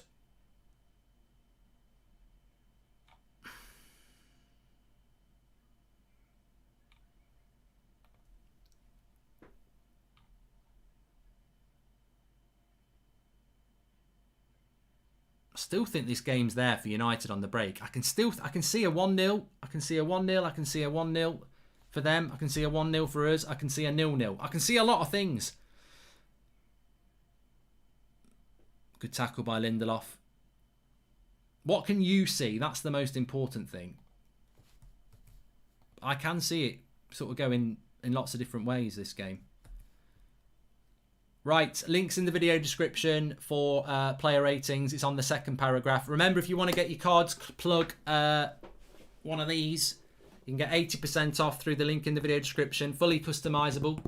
You've got to get your order in tonight or tomorrow if you want to get it for Christmas. Great present as well. But also in the video description, you can now do your player ratings. Mark every player out of 10. 6 being average. Put a star next to your man of the match. Give Ollie a mark out of 10 and then submit your score, and we'll go through that in my match reaction so we can compare scores. the most accurate Manchester United player rating system out there because it's voted for by all of you. So if you get 10,000 people voting and we do Pogba's score, then that will be very accurate because you'll have 10,000 United fans doing it. So get onto that, link in the video description. But for now, it's still 0-0, 15 minutes to go. You know what? I wish I'd said this. I wish I'd said 0-0 because I had this feeling about 0-0. I said you can't have 0-0 in a Manchester derby. And we're 15 minutes away from getting a 0-0 in a Manchester derby. JT says McTominay should never play again. I actually think McTominay's been okay second half. Look, I'm not saying he's played like Fabinho or anything like that, but he's not, he's not put a foot wrong, which I think is always a good thing. Same as Maguire, not really put a foot wrong. Lindelof, not put a foot wrong tonight. So they've shown that they can work. But I think they work well against Man City because Man City, I can't see subs, says Ninja Smurf United. Martial's on.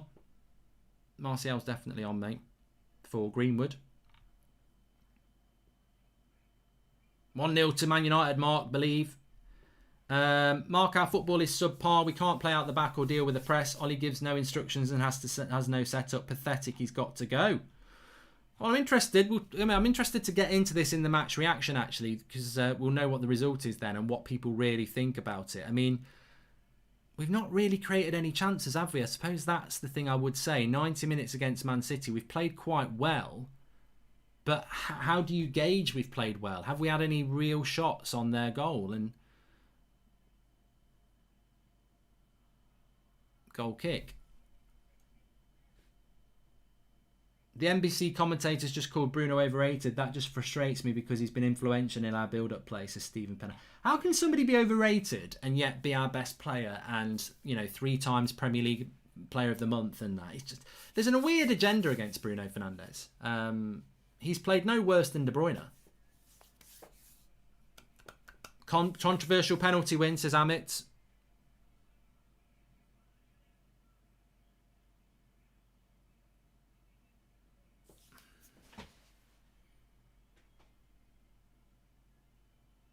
Try and get the ball into Martial's feet.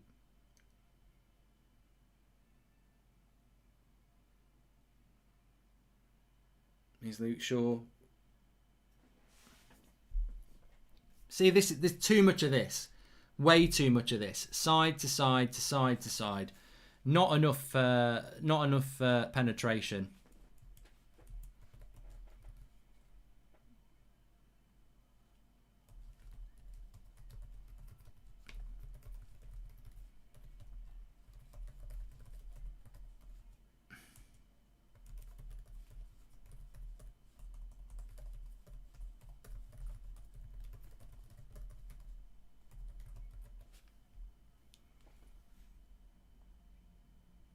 Here's Jesus. Oh, Harry.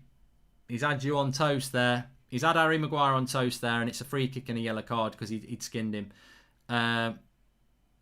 NBC commentator was actually being sarcastic, says Matt Ike. And I've got 1-0 and Bruno to score first at 61 to 1, says Joseph. We'd all like a piece of that pie. Manchester United are playing a 4-1-2-1-2 formation, says Jay Perryman. Please subscribe if you're new, bottom right-hand corner. Bit of a soft free kick by Maguire there, but he almost had to do it because if he didn't, Jesus was in a dangerous position. So edge of the box here. I mean, actually, I was just thinking, who've Man City got who's good on free kicks? They've got that De Bruyne.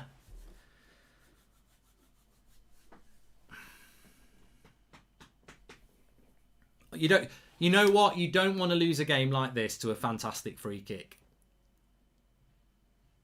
You don't want to. It's,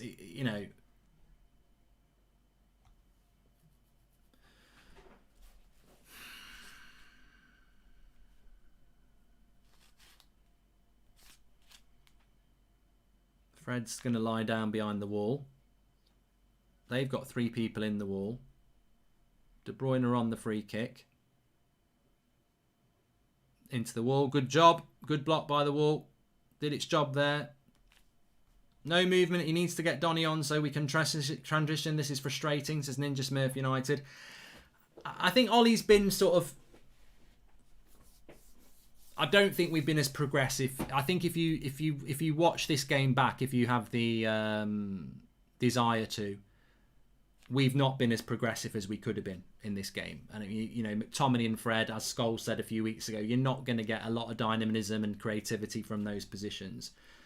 We haven't got Pogba and Bruno on the ball, and Rashford and Greenwood on the ball as much as I would have liked. But we have defended as a team well, and we've kept them at bay. But it's almost as if it's got the draw written all over it, hasn't it? From a United point of view, they would have took a draw before kickoff. And maybe Man City are happy with that as well. Cross comes in, headed away by McTominay.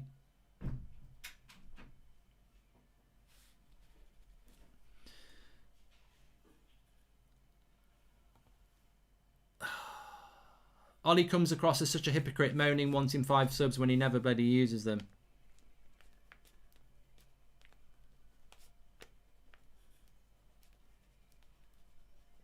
I just don't... you know what? Frustrating is that we've just not created the chance. We've not had that big chance, have we? We've not actually had that big chance that maybe Man City have had a couple. It's been a bit frustrating in that sense.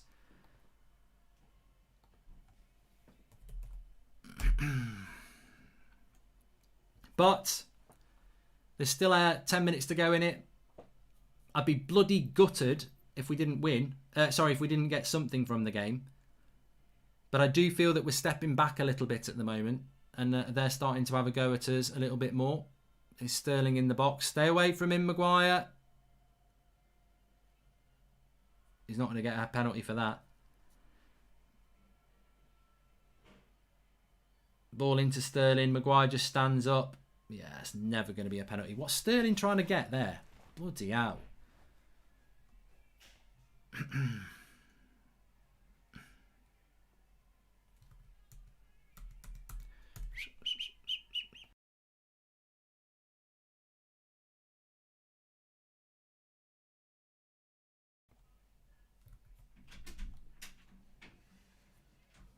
Yeah, United have not been able to get hold of the ball enough in this game for me. The last 20 minutes. I think at times we've been all right. I mean, look at Pep Guardiola on the touchline there, coming off the touchline, shouting at his players, this, that, and the other. You know, I don't think you have to be like that as a manager, but I just think we fell away a bit in the last 20 minutes, and Man City are pushing, and Pep smells blood in the last 20 minutes, and. You know, I think hopefully we will get something out of this. We'll get a draw out of it. Maybe we'll nick a winner. But what have we done to try and get a winner in this game? And it's been a well organised performance from Manchester United. And I just feel that, you know, maybe Ollie's happy with that. Maybe he's happy with the point. I'll beat Sheffield United. I'll beat Leeds.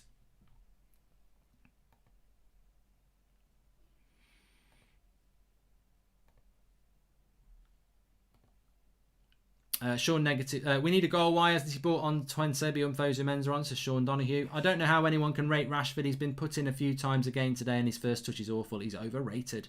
Says Sean negative Turner. I mean, it's hard. It's going to be hard to be critical of the result if we get a point, because a point isn't a terrible result against Manchester City. Of course, it's not. You know, they are some people's favourites to win the league, but. On the other hand, I just think as the home team, we could have moved the ball a bit quicker. We could have been a little bit more progressive when we had the ball. I'm not saying to, you know, press them high up the pitch or anything like that. I wouldn't expect us to do that. But I would expect us to be a little bit more progressive, if you know what I mean. And I don't think we've seen enough of that. Certainly not in the last 20 minutes. We seem to have sort of retracted. He's made one substitution as well. He's stuck with that, you know... I think he's limited as a coach, in the sense that, not that I would sack him, I'm not saying that, I think that will come in time, but I just think that he actually is quite a limited coach, and that, you know, he doesn't change things when they're working because he doesn't want to mess around with them when they're working, if you know what I mean. But there's still time, there is still time, hopefully we can get a win. But it's not looking like it. We've not really done anything in the last few minutes to get something, and it's all Man City at the moment. Not in a chance creation way, but they're getting a lot of the ball around the edge of our box. And the thing about City is they do tend to create chances, as we know.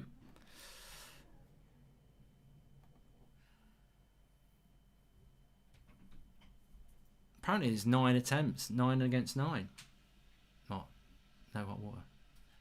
No.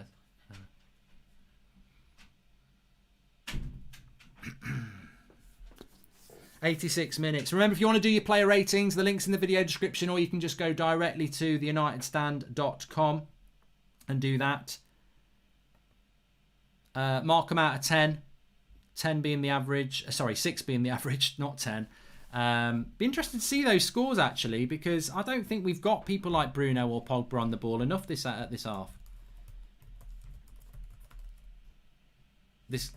Not this half. I don't think we've seen anywhere near enough of those two players on the ball. And certainly probably the same with Anthony Martial as well, since he's come on. Marcus Rashford throughout the game as well. Welcome to the Members Club, Ali, and also to Paul Palmer-Roberts. Boring, safe performance from us. No drive to try and win it at home. If I was Van der Beek, I would want out. Pogba starting ahead of him is a disgrace. And JP Smith, thanks for the contribution there.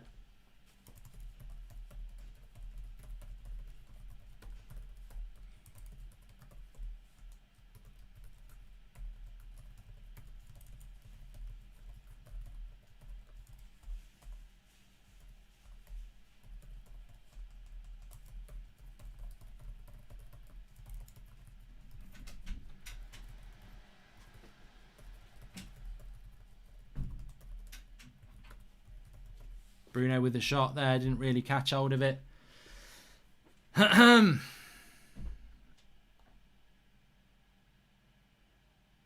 But that comes from Martial, give and go.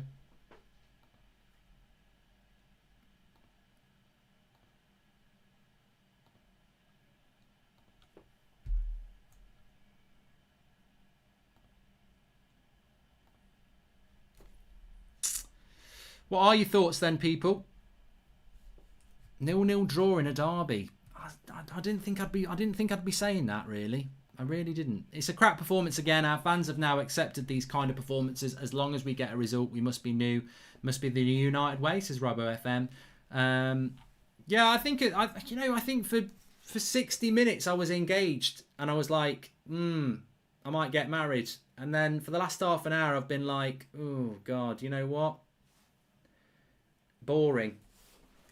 Negative.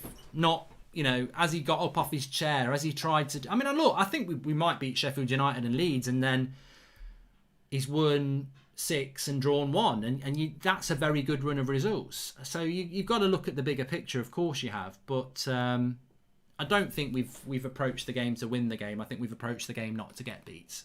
Is that enough to have a moan about? I don't know. I'll talk about it in my match reaction, but... I can't think of a clear-cut chance we've had. I know there's been shots on goal, but, we haven't had a clear-cut chance. And that's disappointing at Old Trafford.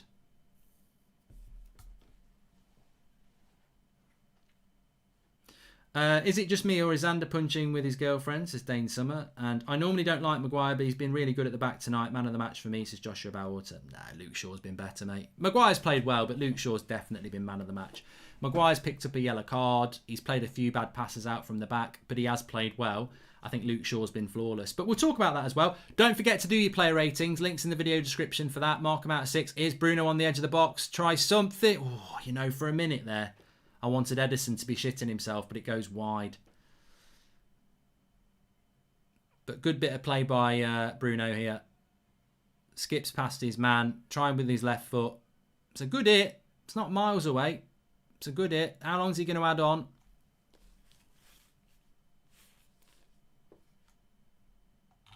I've taken a few notes I want to talk about there. I think there's some really interesting points to talk about after the game. He's only adding 2 minutes on as well. It's Ferran Torres. Luke Shaw does well there. Put it out. Well done. I think Luke, definitely got to be a defender man of the match. I think McTominay did. I mean, I think McTominay's faded actually. I thought he was good for the first 20 minutes. He was quite dynamic, and then Rodrigo. Oh God, I thought for a minute there, I thought that was opening up. Please subscribe to the channel if you're new, by the way. Bottom right hand corner, we've nearly hit 10,000 likes on the video as well. So yeah, thanks everyone who's been tuning in. We'll go straight to the match reaction, and then we've got the fan forum after that. But 0-0 is looking like it's what it's going to be. It's not the end of the world. It's not the end of the world.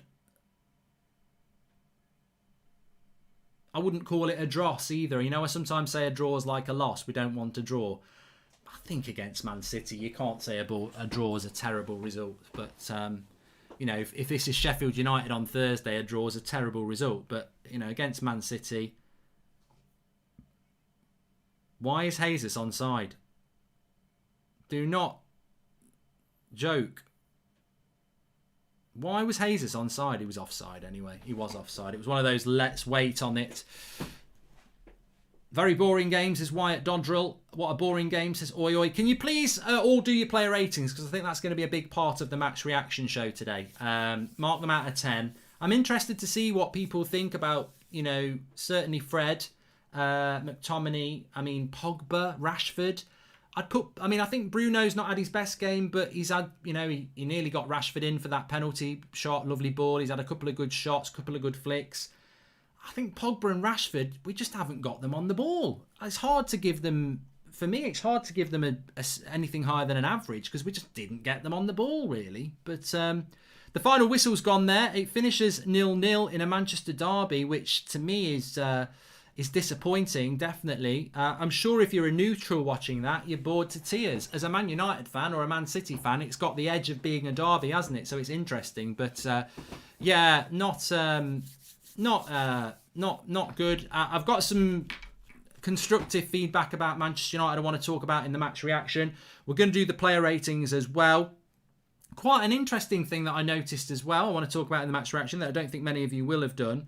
Sort of a contradiction in Solskjaer, basically. A resignation in Solskjaer. A laziness in Solskjaer. An irritation to the fans and the frustration, really. But I've dropped the link in the video description for the match reaction. You can go through the homepage for that. I'm literally going to be back on there live in about 90 seconds time. In between, you could do the player ratings, which is on theunitedstand.com.